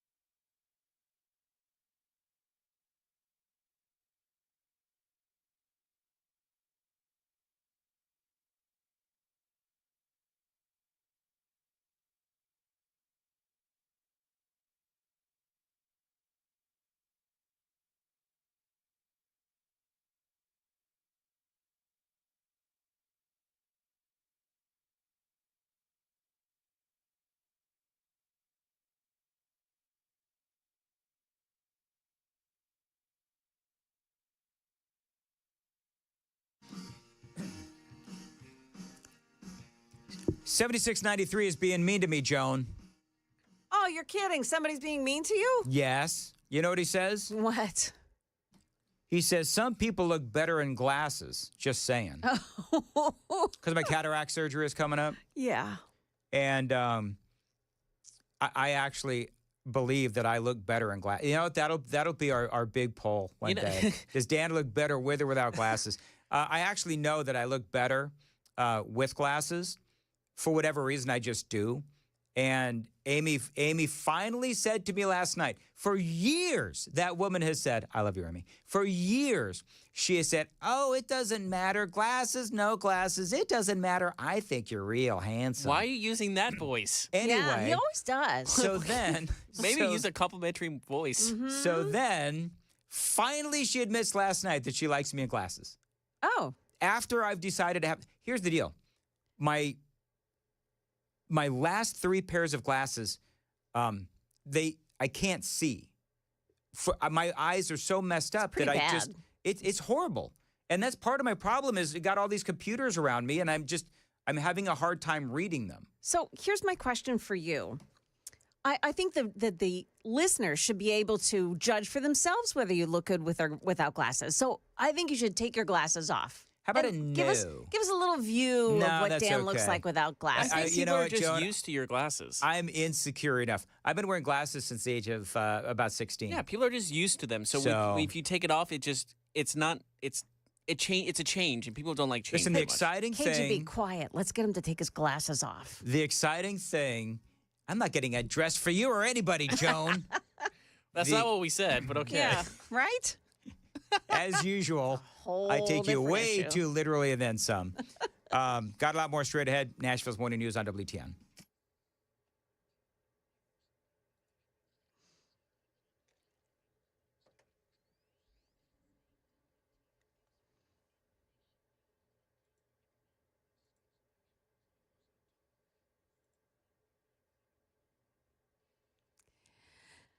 Good morning. It's now 8 o'clock, and I'm Joan Jones with your top stories. It's 35 degrees. We do have clouds right now, but we're expecting some sunshine and a bit of a warm-up later. The forecast is still to come.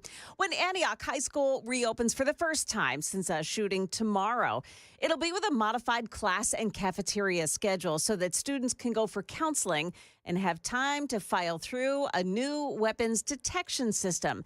Evolve is being tested at the front doors after the Omni Alert camera system failed at detecting the shooter's weapon last week.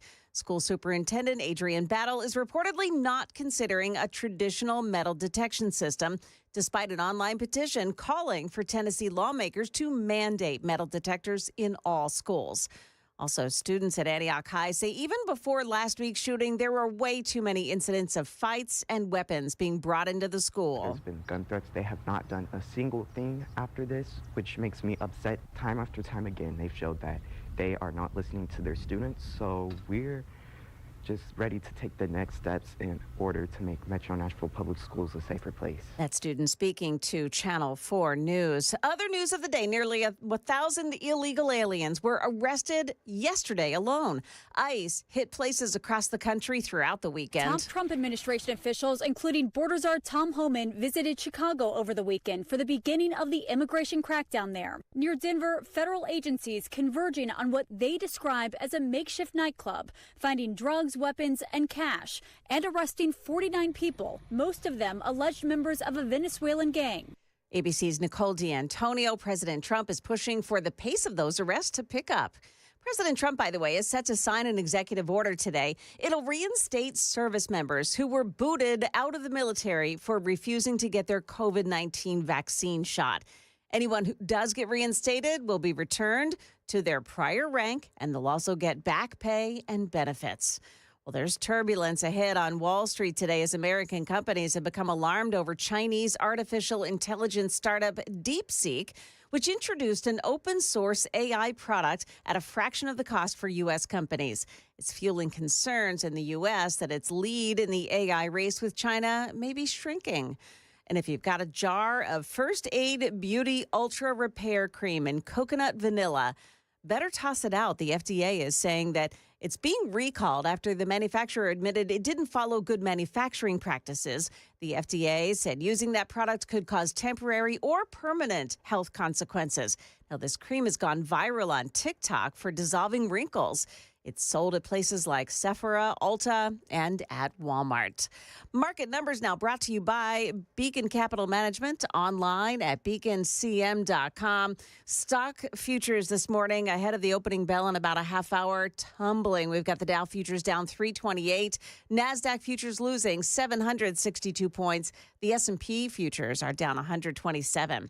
That's the latest news. Traffic and weather are next. I'm Joan Jones, WTN News.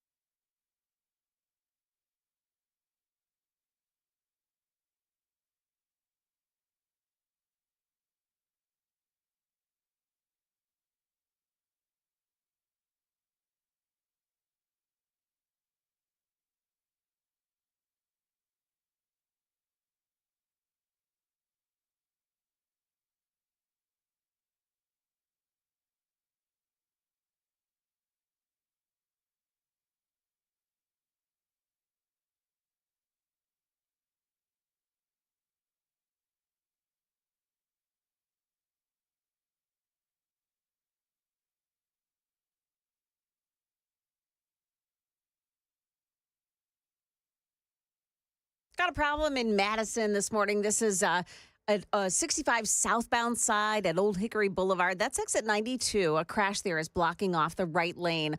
Also in at B&A, there's an accident this morning, Donaldson Pike, right north of I-40. And then in Laverne 24, the westbound side at Waldron Road, exit 64. And a crash there blocks the right shoulder.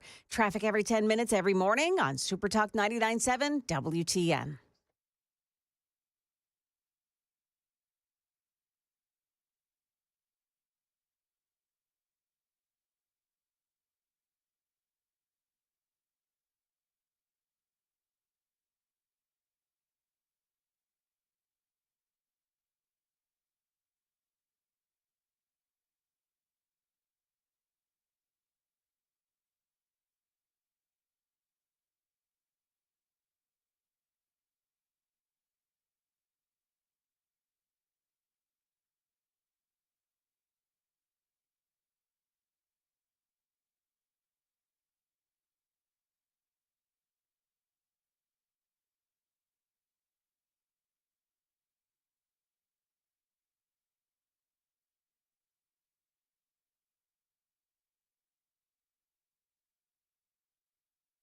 .807. Nashville's Morning News on Super Talk 99.7 WTN. Welcome on in to your Monday, January 27th. Hope you are doing well, along with Joan Jones and KGB Jeff Malinoff. And Chris Hand coming up after the news at 9. Appreciate you listening to Nashville's Morning News on Super Talk 99.7 WTN. Had a lot of people respond to my... Oh, here it is. Never mind. Can I be honest? What are you doing over there? Looking for? You know what? This is TMI. Oh, God. But I just came from the bathroom. Oh, Jesus. And I couldn't find my phone. Oh. And so I almost sent KGB in because I washed my hands every single time. I thought maybe I had left my phone in the bathroom, and I was going to send you in to go find it. But as long as you didn't flush it, we're all good. Nope, didn't flush it. Okay. But times I wanted to. Anyway, moving on. A lot of people responded to my monologue on what is going on at Antioch High School, the follow-up. And so just real quickly, I'm gonna retrace a little bit because a lot of folks either didn't hear it or wanted more information on this new program, this new weapons detection system. It's called Evolve. And according to the Tennessean, Evolve is this new system that they're having installed. And so I looked up Evolve, and I don't know how much they're spending on it. But remember, the last weapons detection system that was artificial intelligence utilized, it didn't capture, it didn't warn that dude had a gun going into Antioch High School last week. And so Adrienne Battle, in her infinite wisdom, y'all remember when I was talking to Fran Bush, she used to be on the Metro Nashville School Board, and she just does not get along with Adrienne Battle at all. They have been just at each other's throats for a long time. And so remember when she called in, again, last week, and she talked about how there was money, there is money for actual metal detectors, kind of like, I don't know, would you call metal detectors old school? I think that you would, but the artificial intelligence, these programs are simply not working. We had $400 million of ESSER funds, and that's the funding that came down from the federal government during COVID. We had an opportunity at that time, looking at those funds, that safety equipment could be an option of purchasing to protect our schools. That language was there. We could use it for safety. We could use it for education, on books, and blah, blah, blah. We could have used that money. So there's no reason why we should not have them in the schools. We have a machine in every school that could have been upgraded to a metal detector. We had a company that demonstrated this, that owned the machine. So, no, it has nothing to do with money. Yeah, no, exactly.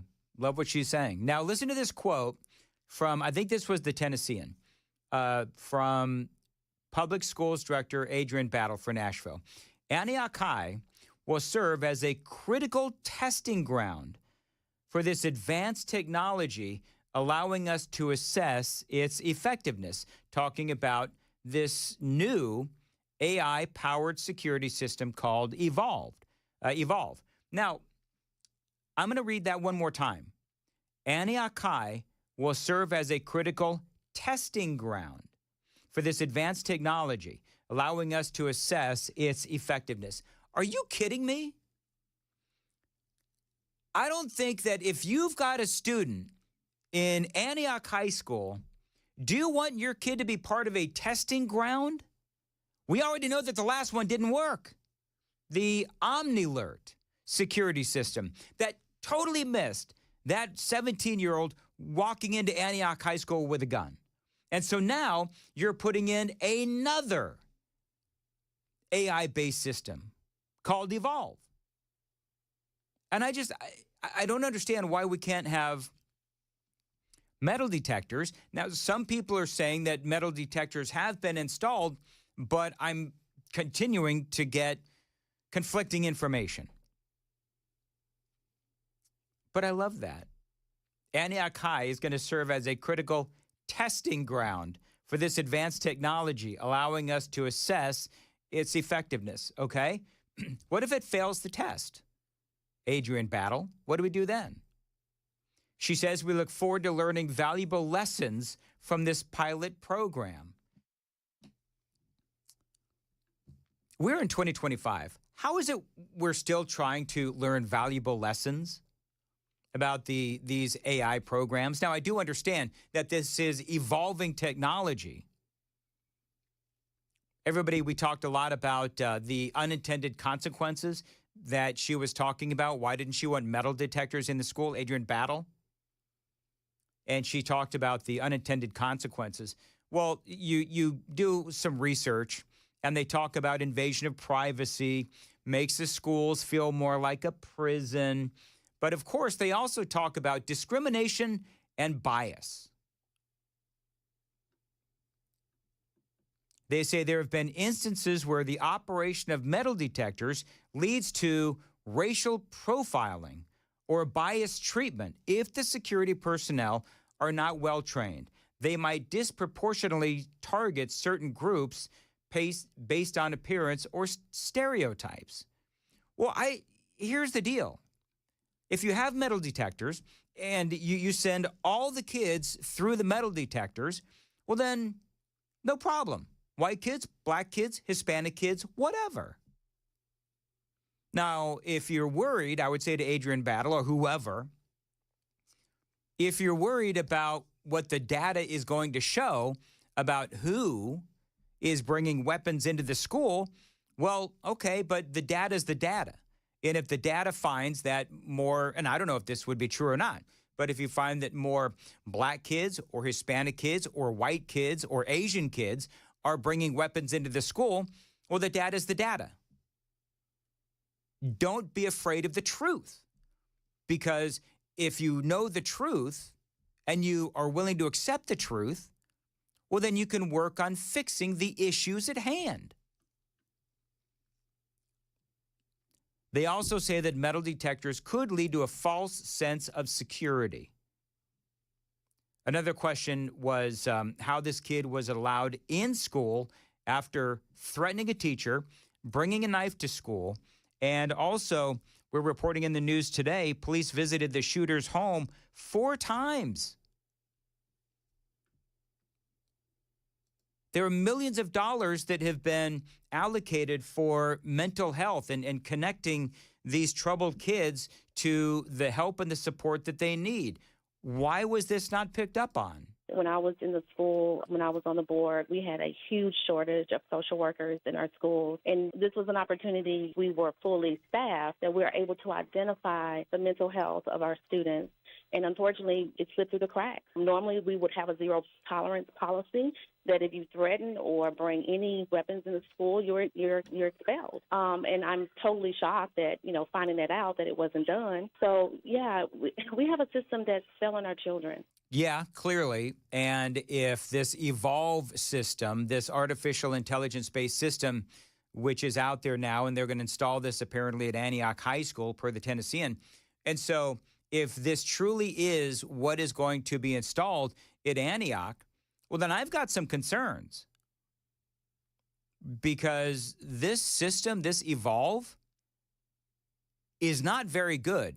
And it's been documented, and they've been exposed. Details straight ahead at 8:15. Time to check the roads on WTN.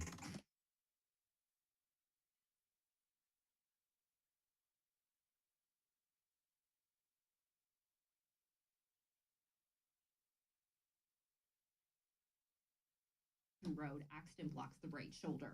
I'm Christy O'Brien. All right, weather today, a high of 47. It looks like the sun's coming out a little bit. Appreciate you listening to Nashville's Morning News. Right now, 35 degrees at Super Talk, 99.7 WTN. So this Evolve weapons detection system, it's being put into Antioch High School from what I understand. Well, I did some research over the weekend. I'm not impressed. Now, follow me on X at Dan Mandis Show. The Intercept reports that on Halloween Day of 2022, this Evolve weapons detection system literally missed a hunting knife. It missed a gun, but it did find that a 7-year-old's lunchbox was a bomb. That was in, I think it's Utica, New York. This is the Intercept reporting on this. And the Intercept, when it comes to journalism, they're really good. In Ohio, a knife fight breaks out inside this school in Ohio. The school spent $3 million on their Evolve security system, and they missed all those knives. The list of failures from places utilizing Evolve are long. And so there's been, listen, I don't know if it's training errors. I don't know if it's user errors, but bottom line is there's a lot of issues with this particular company. And the Metro Nashville school district has decided that this is the company that they want to partner with to keep kids safe at Antioch. Listen to this. In December, it came out that Evolve, a publicly traded company, they've been traded since 2021, had doctored the results of their software testing. In 2022, the National Center for Spectator Sports Safety and Security, a government body, completed a confidential report showing that previous field tests on the scanners failed to detect knives and handguns.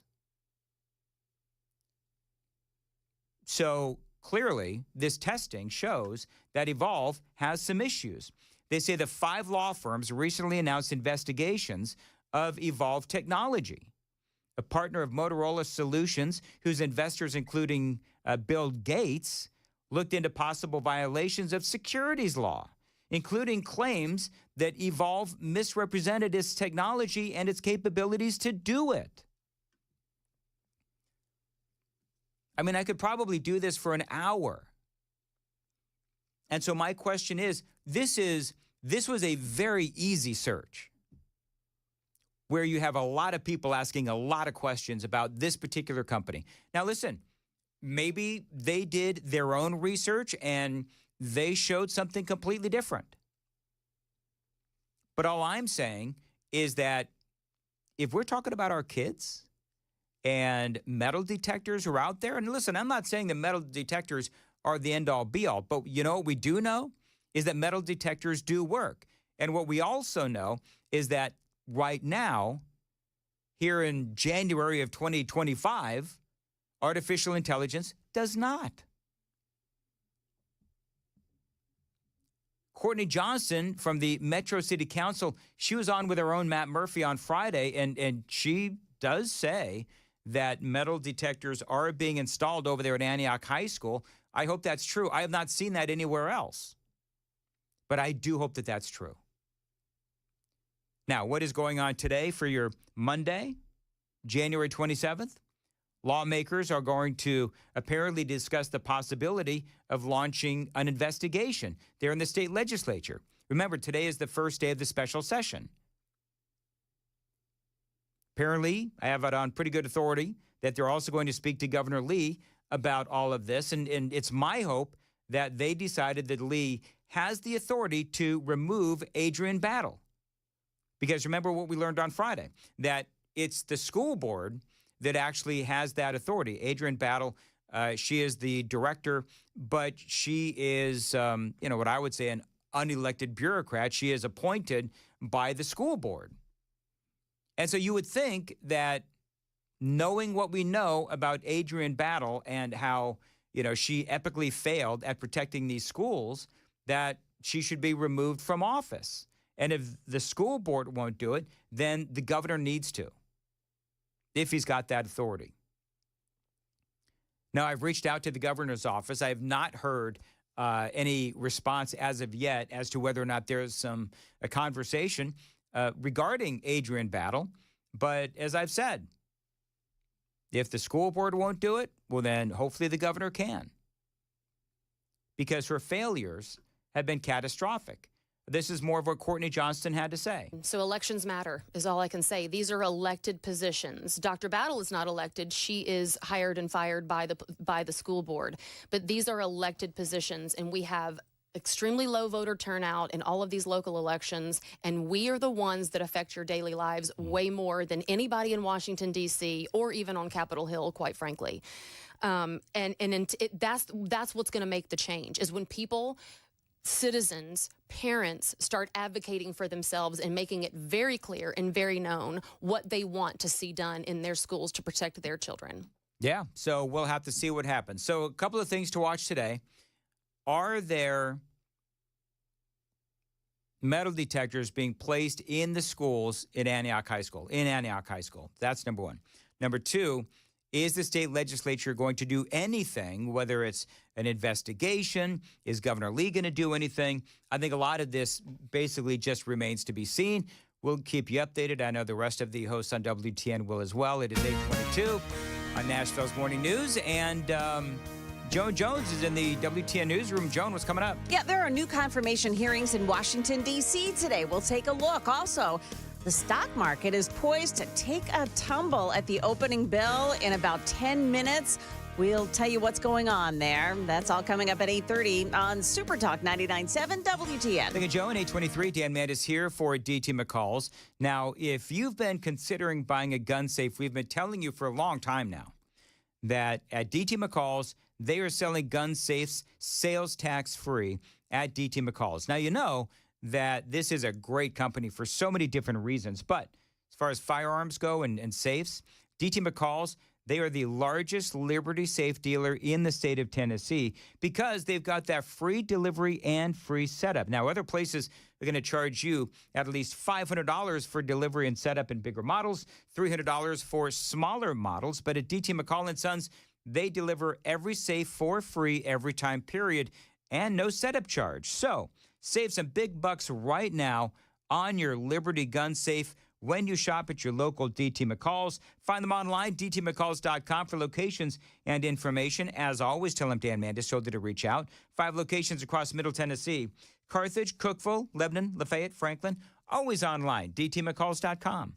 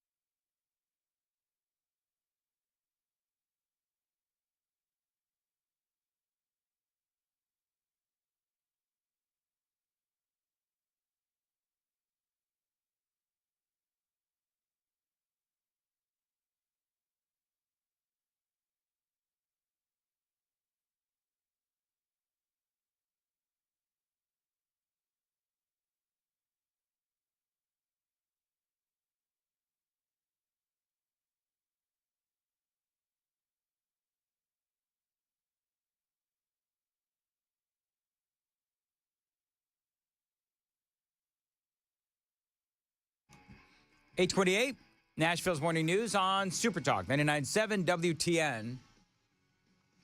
So someone from MNPS, not going to say who it is, but says that Dr. Battle has done an incredible job as director of schools.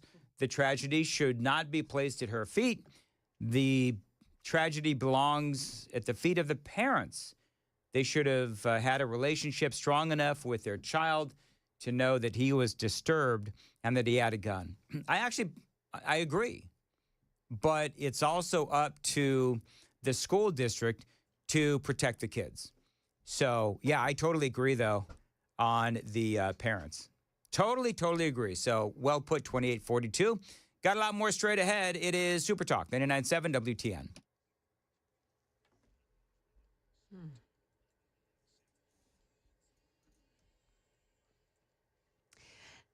Good morning. It's 8:30, and I'm Joan Jones with your top stories. After two notable confirmation wins last week, the stage is set for another action-packed week of cabinet hearings. Trump's cabinet received Senate confirmation. Former South Dakota Governor Kristi Noem will now head the Department of Homeland Security, and the president's controversial choice to lead the Defense Department, Pete Hegseth, was also sworn in over the weekend. This week, the Senate will hold confirmation hearings for three more of Trump's cabinet picks: Tulsi Gabbard, RFK Jr., and Kash Patel. ABC's Allison Kosick reporting. One person was injured in the Belle Meade area yesterday when a freight train struck a truck that had been hauling other cars. This happened at Harding Pike and Post Road. The injured person is expected to make a full recovery. In Smith County, 12 dogs were rescued after being discovered at a home starving and chained up outdoors without food or water. Staff members say they're shocked that all survived the recent freezing weather. The homeowner's been charged with animal cruelty and neglect. Smith County Humane Services says that it is in desperate need of fosters for these dogs. Futures are down on Wall Street this morning, driven by concerns around a new artificial intelligence technology. Here's ABC's Mike Dubusky. Last week, the Chinese firm DeepSeek released a new AI model called R1. It reportedly does better in testing than popular models from companies like OpenAI. That, plus a cheaper open-source model the company released in December, has prompted fears that American AI can't keep up with China on performance or price. AI chipmaker NVIDIA, it's down 12% now in trading. And Wall Street is trading much lower already at the start this morning. The Dow Jones Industrial is down 184, the NASDAQ falling 626, and the S&P 500 index is down 110 points. That's the latest news. We've got traffic and weather next. I'm Joan Jones, WTN News. Where can you kick off the new year with big savings on gig speed? Only with my friends at Xfinity. Now through January 30th, get gig internet at home for $25 a month for 1 year when you add an unlimited mobile line, which connects you to gig speed Wi-Fi on the road. Act fast today and save more than $650 over AT&T and Verizon in your first year.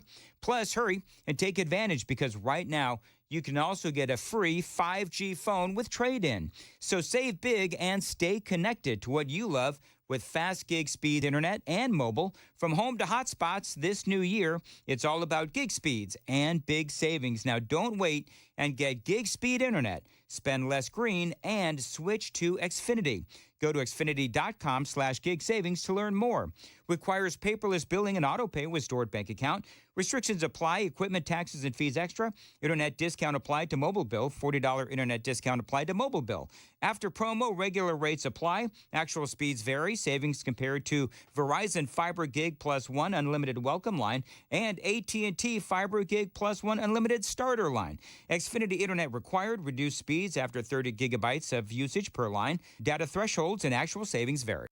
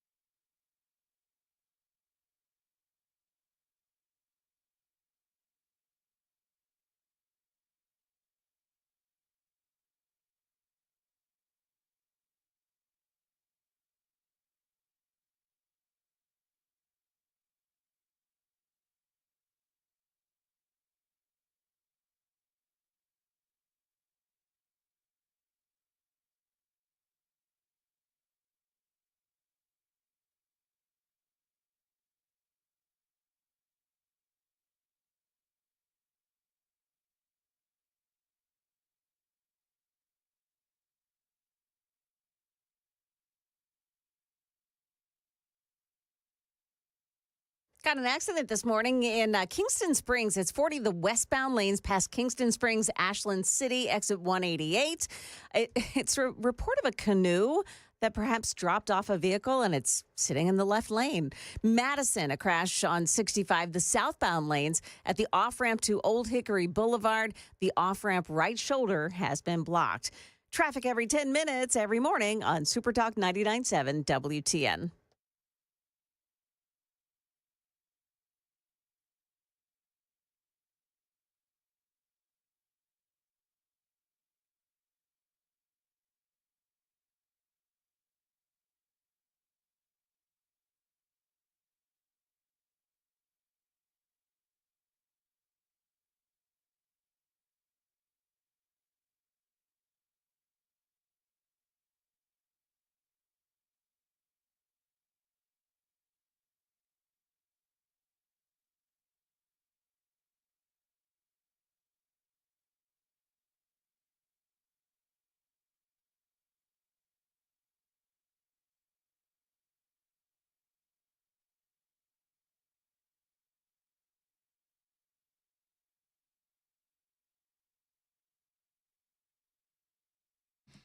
$8:36. Nashville's Morning News on Super Talk 99.7 WTN. All right, so this is our first cross in the new studio. Yeah, it's pretty nice.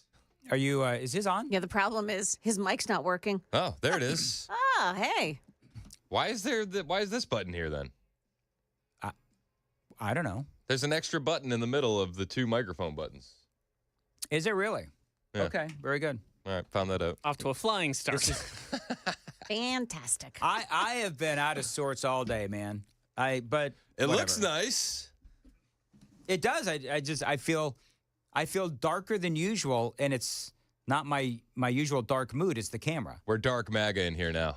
Is that what it is? We're dark MAGA? Oh, God.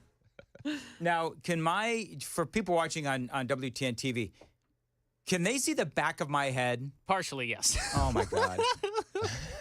I'm going over here. KJB ran in here a minute ago, and he was like, hey, just a heads up, they can see your computer screen in that one camera shot. So I said to Dan, you should pull up some hemorrhoid medication as a troll. That's exactly right. We won't even we won't say anything about it. Like a pro-Biden website or something like that, like a secret Democrat. Donate to Blue. Act Blue. Act Blue, that's right. PETA donation page. Oh, man. So anyway, it's been one of those kind of days, but it's okay. We'll all get used to it. Yeah. I just think that they need some beauty lighting in here for yours truly, some sort of a light, because I have you seen the actual video on YouTube? I did. I watched. I pulled it up while I was driving in to look at you. So did you not think that I looked dark? I thought you looked great. I was wondering how you would look without glasses, though. The woman from Philly with the backhanded. See, don't you wonder how he looks without glasses on? People want to know. I've taken my glasses off many. Oh, God's sakes! Here. Oh, there it is. Wow. My eyes. You guys don't understand that I'm probably going to have to wear reading glasses. I thought you were going to say like a little eyeliner. No, Jesus. That's only at home. Who is he, the Undertaker? On Friday night. Anyway, no. So, Joe and I'm kidding. Yeah. But anyway, so yeah, I don't know. My eye surgery is coming up this week, and I'm very nervous about it. But what day is your eye surgery? What day is your eye surgery? Wednesday. So I need you to fill in for me an hour. I'll come in for the 8 o'clock. That's exactly right. And then are you back on Thursday, or are you taking time off? I'm going to be wearing my eye patch. I'm going to be wearing an eye patch. I am so excited for the title of that episode. Too, yeah. I got to think of some pirate puns or something. I'm going to look like Dan Crenshaw. You know what I mean? So, looking forward to that. Hopefully without the whole rhino mystique. Yes, we don't want that. Hopefully not with the quick trigger on social media. He's an angry man, isn't he? He really is. And you know what? I used to really like him. I don't know what happened. I don't know why he turned into such a... You know Washington, D.C. You know what my favorite name for him is on the internet? What? Eye Patch McCain. Oh, man. That one always hits. Wow. You know it always hits. You know what's funny? I remember like people being high on him to like run for president and stuff. Like people Oh, were yeah, people loved he him. had momentum and then just something. I don't know what was the downfall? He's like what was the powder keg? He's like the Republican equivalent of Beto O'Rourke. Like we get a shiny new thing and everybody's excited, and then we're like, it broke. Well, Joan just said it. I said, what happened to him? And Washington, D.C. happened. Washington, D.C. Every time. Ruins everybody. It does ruin everybody. So anyway, but it didn't ruin Brian Wilson. He got out, relatively speaking, unscathed. That's true. Relatively speaking, unscathed. Anyway, so just kidding. He's actually going to be filling in for me on Thursday. Is he really? And I've never been more excited to hear a Brian show because I want to hear him talking over the hip hop instrumentals that I use during my show. My wife got tickled by that. She's like, "That's hilarious." He's gonna be thrown off by it. Can you picture Brian coming into Kanye West? So what you need to do... He's going to be like, what's this going on? That's appointment listening. What you need to do is you need to actually play the long versions, too, coming back. And play just a little louder. Yeah, really. This is what Chris likes. He likes it loud. He likes it loud. You got to stay within the format of the Chris show. You got to tell Mason, just put it up just a more than over the limit. Just a pot up. He's just going to ask Mason not to send it down the line. Can you just play that on the air and not in my headphones? Yeah, exactly. Man, he needs to come in. He should. He should check out the new He digs. came in, like, before his last show, he came in for an episode, and I came in that night, and I was so thrown off. I was like, who's in the studio? And I was like, oh, my God, that's Brian. I've seen him twice, like, here in the last couple of weeks that he was around, and I think that was more than I'd ever seen him. I was here like, for a long time. And he is a tall man. Big man. I call him Gigantor. Yep. It tracks. So, yeah, there you go. By the way, one other thing about the studio, for whatever reason, is it seems something's happened to the table where in the 5 o'clock hour, I was like doing what I always do, kind of touching the table. And it picks up on the microphone. You guys hear this? Oh, yeah. Yeah. Yeah. And it wasn't that loud earlier. So it does have a little bit more of an echo in here. Yeah, I guess, whatever. All I'm saying, really like it in here. I'm not criticizing at all. Please, I need like stadium beauty lights.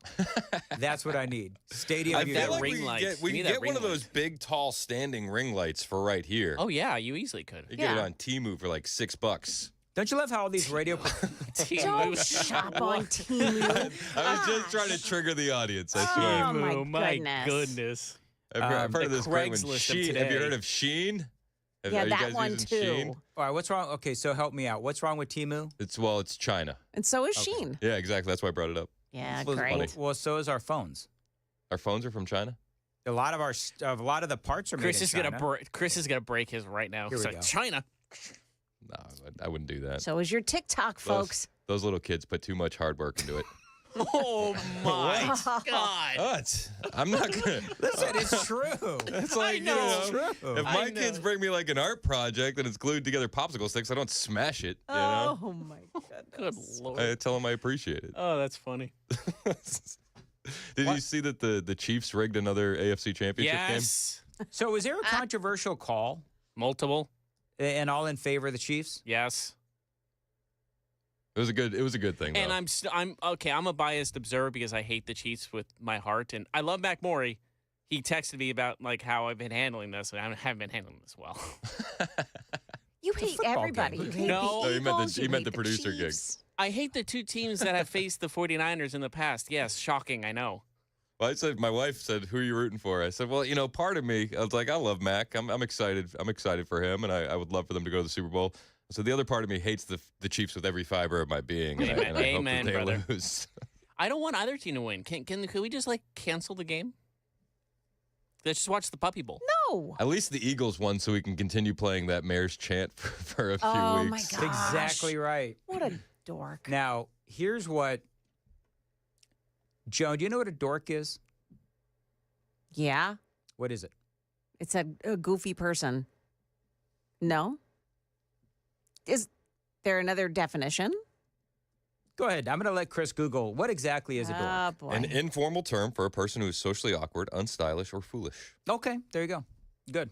Okay. Synonyms: dweeb, geek, goober, nerd, weenie, schmo. Goober is one of my schmo. favorites, yeah. All right. That woman's a goober. Goober's a good one. All right, do you have an alternate definition? Dan. Well, Dan. It's Dan. A dork is also known as a whale part. Oh. What? Seriously? Yeah. Google it. Google it. Do I Google whale part? Do it on your computer. Google dork and male. Do it on your computer, but do it in the image tab because it's going to get caught on the camera. Why am I getting sidetracked? See, do you see this whole show feels weird in the new room? I don't know why. You got debunked by the Googs. No, the term dork is not likely used to describe a whale. It is not. No? Dirk, D-I-R-K. Okay. I see D-O-R-K. And that's all over the place. Now, whatever. I don't care. Let's have you reread this on Thursday, and we'll see. We'll see if it changes. Whatever. By the way, so if the Chiefs win, then young KGB is going to have to wear Chiefs gear, and he's going to have to sing the Chiefs fight song. I thought if the Eagles win, I have to wear Eagles. So I don't win in this situation. No, you really don't. No. Yeah, I'm not. Congratulations. I already made a deal to Matt Morey when the Niners played them this season, and when the Niners lost, I wore Chiefs gear on the Matt Murphy show that day. So Good. I You'll wear it on the morning show too. Yeah, not happening. And by the way, if the Eagles lose, then because Joan's an Eagles fan. Oh yeah. So then she's got to wear Chiefs gear as well. Perfect. Yeesh. And she's going to bring us cheesesteaks. Are you bringing some cheesesteaks? If the Eagles win, I'll bring cheesesteaks. Can we order them from Pat's and Gino's? Do they have like the delivery service? Yeah, the overnight. Because some of those places do. Maybe I'll look into that. There's also a place on Lebanon Pike that makes Philly cheesesteaks. I'll So be I'm gonna honest, look I into haven't that. found like a good I know. cheesesteak spot here in Middle Tennessee. Well, you know what it is? Shocker. It's the bread. There's no good bread in Middle Tennessee. Yep. So they import their bread from Philadelphia. You know what I've This noticed about people from the East Coast? Yeah. What They're is it? food snobs. Yeah. Okay. Yeah, well, my mom They is are the same. absolute food snobs. My mom is a New Yorker. She grew up in that area. When she comes to like pastrami sandwiches and the knishes and all that good stuff, she always imports it from New York because no one can beat it from the delis down there. Oh, you'll never have pizza like in Boston. You'll never have pizza like in New York. Yeah, the New York. I don't know about the Boston shut thing, but No, it's New true. York they care pizza. about the Dunkin' in Boston. Lobster rolls. Lobster rolls, yeah. Why is somebody calling me Sponge Dan Hipster Pants? Sponge Dan Hipster Pants? Was it your under the water references? Under the water? Yeah, the ocean. You brought up the whales a moment ago. No, that was not. No, if I was a hipster pants, I wouldn't be bringing up whale stuff. No, I'd have moving right along. Hey, anybody got anything? Because this is going nowhere. Well, I tried to bring up the Chiefs rigging that thing. They rigged rigged another game. So they rigged another game? Yeah. Okay. Well, is anybody going to do anything about it? Because they won't. Taylor Swift is rooting for them, so they need that for the championship celebration. Are they still showing her incessantly on the TV? She was on a lot last night during the celebration. Was she? I don't understand why. Because she's Taylor Swift. Yeah, does anybody care anymore? Apparently so, because she's all over the TV. I myself fell asleep in the middle of the third quarter. So, but it was a close game at least. It was a close game. I was in bed by the Eagles game, and then Joan lovingly texted me, just bragging. No, I nonstop. just wanted to make sure it was a wellness check. Yeah, you're lucky I responded. I almost blocked your number. But then I was like, man, professionally, this would hurt, so I couldn't do it. Yeah. 3811 says it is true. The pizza in Nashville sucks. I disagree with that. Okay, where do you get your pizza? You haven't had good pizza then. Yeah, where do you get your pizza? Why are you asking me? I'm talking about this guy here on the... You said you like Nashville's pizza, so where do you get your pizza from? Oh, Where's your counter argument? I don't... He's gonna say Domino's. Pizza Hut. Pizza Hut. What a liberal counter argument. No, they're just... I've had a lot... See, I'm easy, though. Like, I'm not a food snob like some of the other people around here. I just... You know what? There's some good... Penturos is my favorite. There's actually a decent Penturos. place in Nolensville called Amico's. They have a good... it's New York pizza. It's pretty good. I like it. I like that one. Yeah, particularly. Penturos is my favorite. you can eat I can eat half a pizza and not gain a pound. Amerigo's has good pizza, I too. call Panturo's like magic pizza. Really? Because I'll eat it and I don't gain any weight. It's so weird because it's really thin. And I like that because I like thin pizza. I'm in. Are you in? Yeah. Are you thick or thin? It doesn't matter. Doesn't matter? Yeah. I can't do Not pizza. picky when it comes to pizza. I got to do thin. Anyway. You think tomorrow's show will be better? Because I'm still thrown off by this nice new studio. Okay, well. Wait, when you walked in the front door, did you smell the lacquer or the paint or whatever it is? I did. Yeah. That's what it is. Okay. We're high. You're high. I'm lacquer stoned. Remember, the first thing I said in the 5 o'clock hour, I said, Yeah. by the 7 o'clock hour, man, I'm just going to be lacquer stoned. That's what I feel like I am. I'm black. You know, if you want to get a really good high, I don't know if the cameras caught it when we were in break, but I just went in a really good sniff of the table and all the new paint or lacquer or whatever that is. It's like, yeah, man.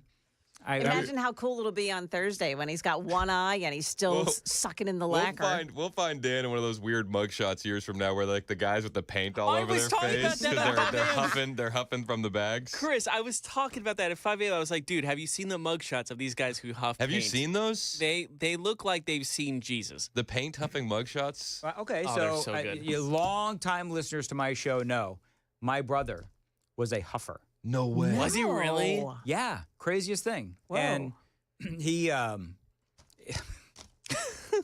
he had to go into like rehab and everything. Oh my God. No. It's not fun. I mean, it is funny now, but I mean, yeah, he worked at like a tire shop and he would take some of the tire stuff and spray it into a bag. They have the same Wow. they have the same toxins because I worked in a dealership and like that kind of stuff. They have those things like they have like dozens of them. And okay, so here's the thing, is that they found him literally on the floor of the bathroom. I guess he was like almost unconscious or something. Oh my God. Ah. That's awful. You know what the thing is? It's the best thing that ever happened to him. Yeah. Yep. He went into rehab. He found God. He turned his life completely around. And now he's like he's not a preacher, but he works within the church and all this kind of stuff. Good for him. That's awesome. You gotta hit your bottom Yep. if you want to come out of that. Yeah. Like, absolutely. and that's why like you have to force these people to hit their bottom. It like by any means necessary. Yep. Don't How about the enable people it that all. go and get what is it, whippets? Yeah. Oh yeah, the Same thing. The whipped cream. They Yeah. actually sell that nitrous gas in some of the vape shops in and around the city. I'm sure that's a great idea. Huh? What is Whip It? I don't even know. So it's like the people that inhale the whipped cream stuff. Yeah. So it's like nitrous gas. Okay. So people will buy that at a vape shop, just the nitrous gas, and then drive around and inhale it. Yeah, There's videos. There's this Instagram page, Antioch Plug TV. Yeah. I don't know if you've ever seen it. No. It's pretty funny. But one of the videos that they posted was a dude doing whippets in the car, and then he just smashes into the person in front of him. Oh my Like, what are you doing? So if you're ever, that's legal? It's legal for culinary use, but somehow they figured out a workaround. They have a nice printed sign on it that says, "This is just for culinary use at the vape shop." Now, if you did advertising for Whip It, you would use Devo's Whip It Good.